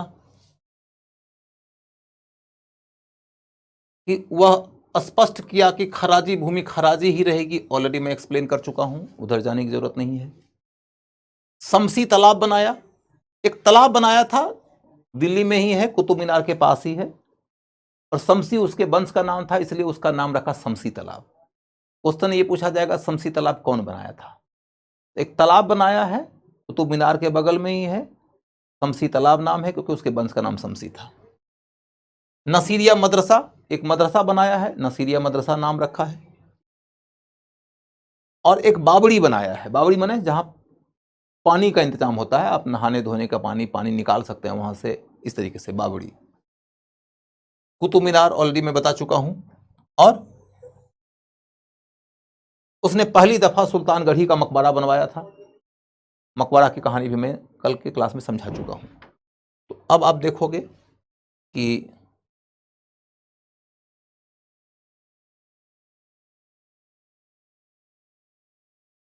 ये 2.5 दिन का झोपड़ा आपने देख रखा है, कुब्बत उल इस्लाम मस्जिद यही है, ये मैंने आपको दिखा रखा है। कुतुब मीनार ये भी आपको मैंने दिखा रखा है, उसके बारे में आगे चर्चा नहीं करूंगा। फिर बाकी सारे फोटो क्या हो गए? बाकी सारे फोटो भी रखा था, फोटो गायब हो गया, डिलीट हो गया, फिर किसी और दिन दिखाऊंगा। चलो, इल्तुतमिश के बारे में चर्चा कंप्लीट हो गई। मैं बेसिकली नसीरिया मदरसा दिखा देता, या टंका जीतल दिखा देता, या फिर बावड़ी दिखा देता, या फिर सुल्तानगढ़ी का मकबरा दिखा देता। खैर देखो ना देखो कोई फर्क नहीं पड़ता, फैक्ट यही है। तो इल्तुतमिश इस तरीके से एक टॉपिक के तौर पे खत्म हो जाता है। न्याय की जंजीर जरूर याद रखिएगा। और तब ऐसा नहीं कि टॉपिक खत्म हो गया है, आप लोग भागो मत। अभी हमारे पास में 10-12 मिनट का टाइम बचा हुआ है, तो 10-12 मिनट हम पढ़ेंगे।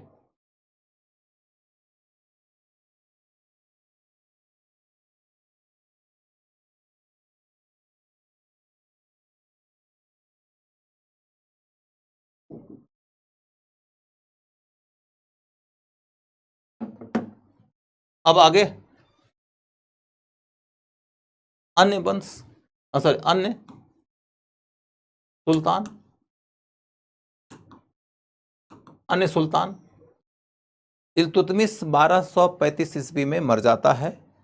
मर जाने के बाद में उसका उत्तराधिकारी कौन होगा, इसको लेकर इल्तुतमिश ने तो अपनी ओर से इंतजाम कर दिया था, लेकिन तुर्कान चहलगानी ने इल्तुतमिश की बात का पालन नहीं किया। सुन लीजिए, अभी सुन लीजिए, पहले सुन लीजिए मात्र। इल्तुतमिश ने तुर्कान चहलगानी को जो कहा था, या अमीरों उलमाओं के सामने जो कहा था, उसका पालन नहीं हुआ। तुर्कान चहलगानी इल्तुतमिश के मरने के बाद महत्वाकांक्षी हो गया, और वह सोचने लगा कि क्यों ना हम ऐसे व्यक्ति को गद्दी पर बिठाएं जो हमारी कठपुतली हो सके। और इसी क्रम में उन्होंने रजिया को सुल्तान बनाने के बजाय किसको सुल्तान बनाया? तो सुल्तान बना शाह तुर्कन, तुर्कन का बेटा रुकनुद्दीन फिरोज। रुकनुद्दीन फिरोज, रुकनुद्दीन फिरोज। शाह तुर्कन इल्तुतमिश की एक पत्नी थी, बेसिकली वो एक नर्तकी थी। उसके साथ में इल्तुतमिश ने विवाह कर लिया, उसका बेटा हुआ रुकनुद्दीन फिरोज। शाह तुर्कन एक दुष्ट महिला थी, कुचक्री राजनीतिक महिला थी। उसने अमीरों आदि के साथ मिलकर, तुर्कान चहलगानी के लोगों के साथ मिलकर राजनीति किया और रजिया को गद्दी पर बैठने से रोक दिया और अपने बेटा को गद्दी पर बिठा लिया। इसके बारे में इससे ज्यादा पढ़ने की जरूरत नहीं है। और तब हम पढ़ते हैं कि रजिया 1236 में दिल्ली की जनता के सहयोग से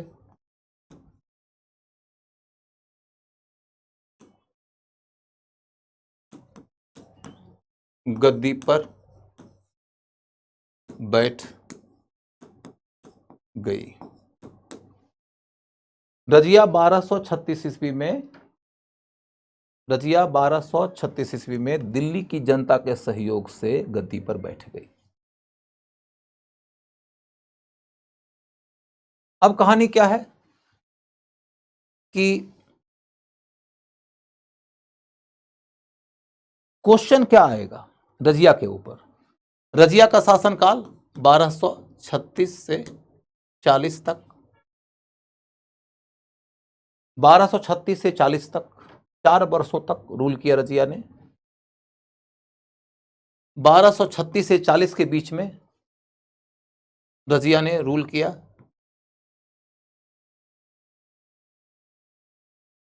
इस दौरान रजिया के ऊपर क्या क्या क्वेश्चन आ सकता है।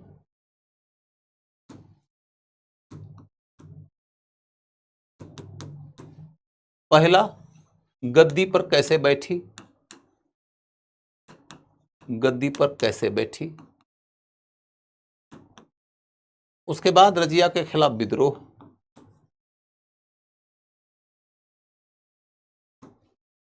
दमन, शासन, विद्रोह,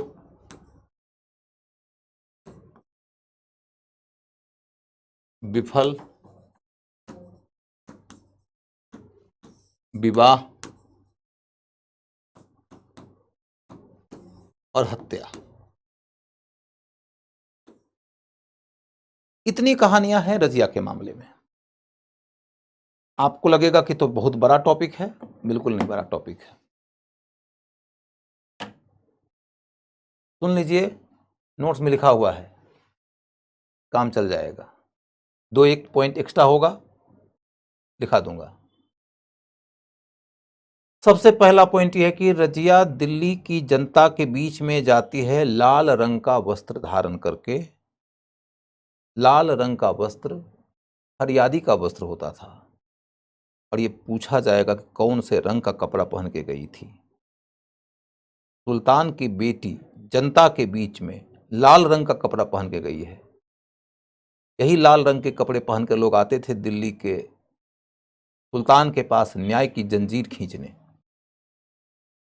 और रजिया कहती है कि यदि सुल्तान ने तुम्हारी सही परवरिश की है तो उस सुल्तान का कॉल रखना पड़ेगा तुम्हें, उस सुल्तान के फैसले का सम्मान करना पड़ेगा तुम्हें। मैं सुल्तान की बेटी, सुल्तान की घोषित उत्तराधिकारिणी, तुम्हारे पास मैं यह फरियाद लेकर आई हूं कि तुम मुझे गद्दी पर अब बिठाओ। और जनता उसके साथ हो जाती है। रुकनुद्दीन फिरोज को गद्दी खाली करना पड़ता है। गद्दी पर कैसे बैठी यह स्पष्ट हो गया। दूसरी बात यह कि गद्दी पर बैठने के बाद उसके खिलाफ विद्रोह होता रहा, क्योंकि अमीर और उलेमा उसे पसंद नहीं करते थे।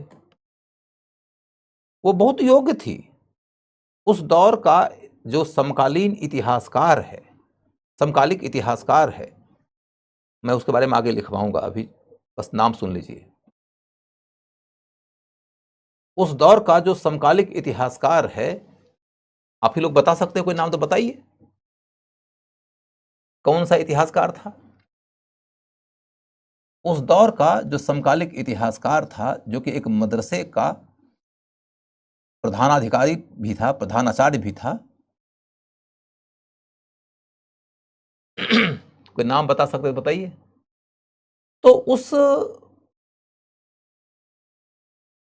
व्यक्ति ने जो एक किताब लिखा है,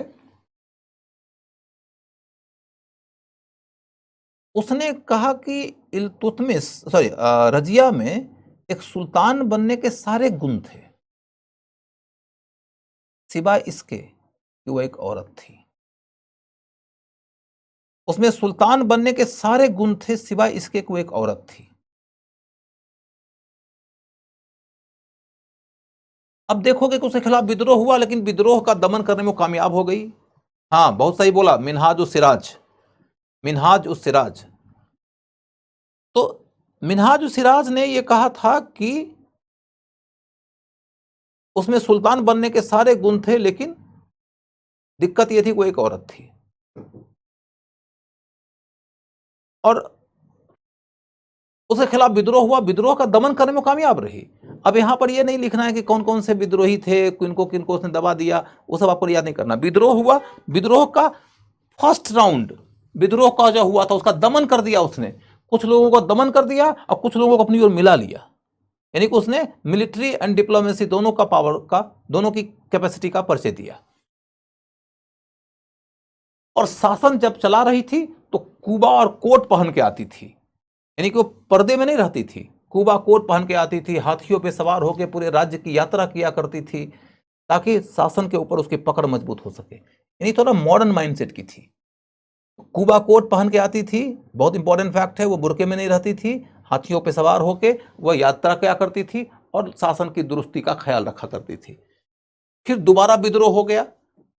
दोबारा विद्रोह जब हुआ तो इस दफा विद्रोह का दमन करने के लिए वो दिल्ली से बाहर जाती है, भटिंडा के पास, और वहां अल्तुनिया नाम के एक व्यक्ति ने उसको गिरफ्तार कर लिया। अल्तुनिया कहा जाता है कि उसका पहला बॉयफ्रेंड था। अल्तुनिया ने उसे गिरफ्तार कर लिया। इस क्रम में एक नाम अल्तुनिया का आता है, और अल्तुनिया के बाद एक दूसरा नाम आता है याकूत का। अल्तुनिया तो बता दिया मैंने। याकूत कौन था? जलालुद्दीन याकूत नाम का एक व्यक्ति था, जिसको उसने बहुत महत्वपूर्ण पद पर बिठा दिया था। कौन सा पद था? अमीर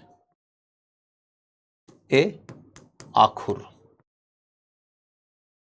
अमीर ए आखुर माने घुड़सवारी विभाग का प्रधान, घुड़सवारी विभाग का प्रधान।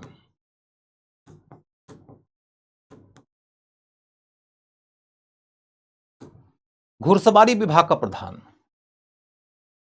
घुड़सवारी विभाग का प्रधान माने बहुत बड़ा पद था उस समय। उतने बड़े पद पे बिठा दिया जलालुद्दीन याकूत को। कौन सी बड़ी बात है? बड़ी बात थी। क्यों? जलालुद्दीन याकूत एक अबिसीनियाई था। अबिसीनियाई था माने अफ्रीकन था, ब्लैक था, तुर्की गोरे थे। वो अपने आप को सुपीरियर मानते थे और ये सोचते थे कि एक अबिसीनियाई आदमी वो हमारे ऊपर शासन करेगा, वो हमारा सीनियर मोस्ट अधिकारी बन के आएगा। रजिया, ये तूने क्या किया? सर पे बिठाओगे एक तुर्की के ऊपर एक हबसी, एक अबिसीनियन, एक इथोपियन को, एक अफ्रीकन को? नहीं बर्दाश्त किया जाएगा। विद्रोह का एक कारण यह भी है। और रजिया को बदनाम करने के लिए लोगों ने तो यह तक कह दिया कि रजिया और याकूत के बीच में नाजायज संबंध भी है। रजिया को इस सब रास्ते से बदनाम किया गया। जो भी हो, रजिया विद्रोह का दमन करने के लिए जाती है, अल्तुनिया ने उसे गिरफ्तार कर लिया। अब रजिया वहां पर सरेंडर नहीं करती है, रजिया ने फिर अल्तुनिया से विवाह कर लिया। अब रजिया जब अल्तुनिया से विवाह कर लिया तो अल्तुनिया को लगा कि अब तो हम सुल्तान पति हो जाएंगे। वो दोबारा दिल्ली पर कब्जा करने के लिए आ रहे होते हैं, लेकिन रास्ते में कैथल में उसकी हत्या हो जाती है। कैथल नाम के जगह पर हरियाणा में हत्या हो जाती है। रज़िया के बारे में जो कहानी करनी थी उतनी कहानी हमने कर लिया, इससे ज़्यादा क्वेश्चन नहीं पूछा जाएगा, मामला ख़त्म। आज का बस इतना ही। नमस्कार।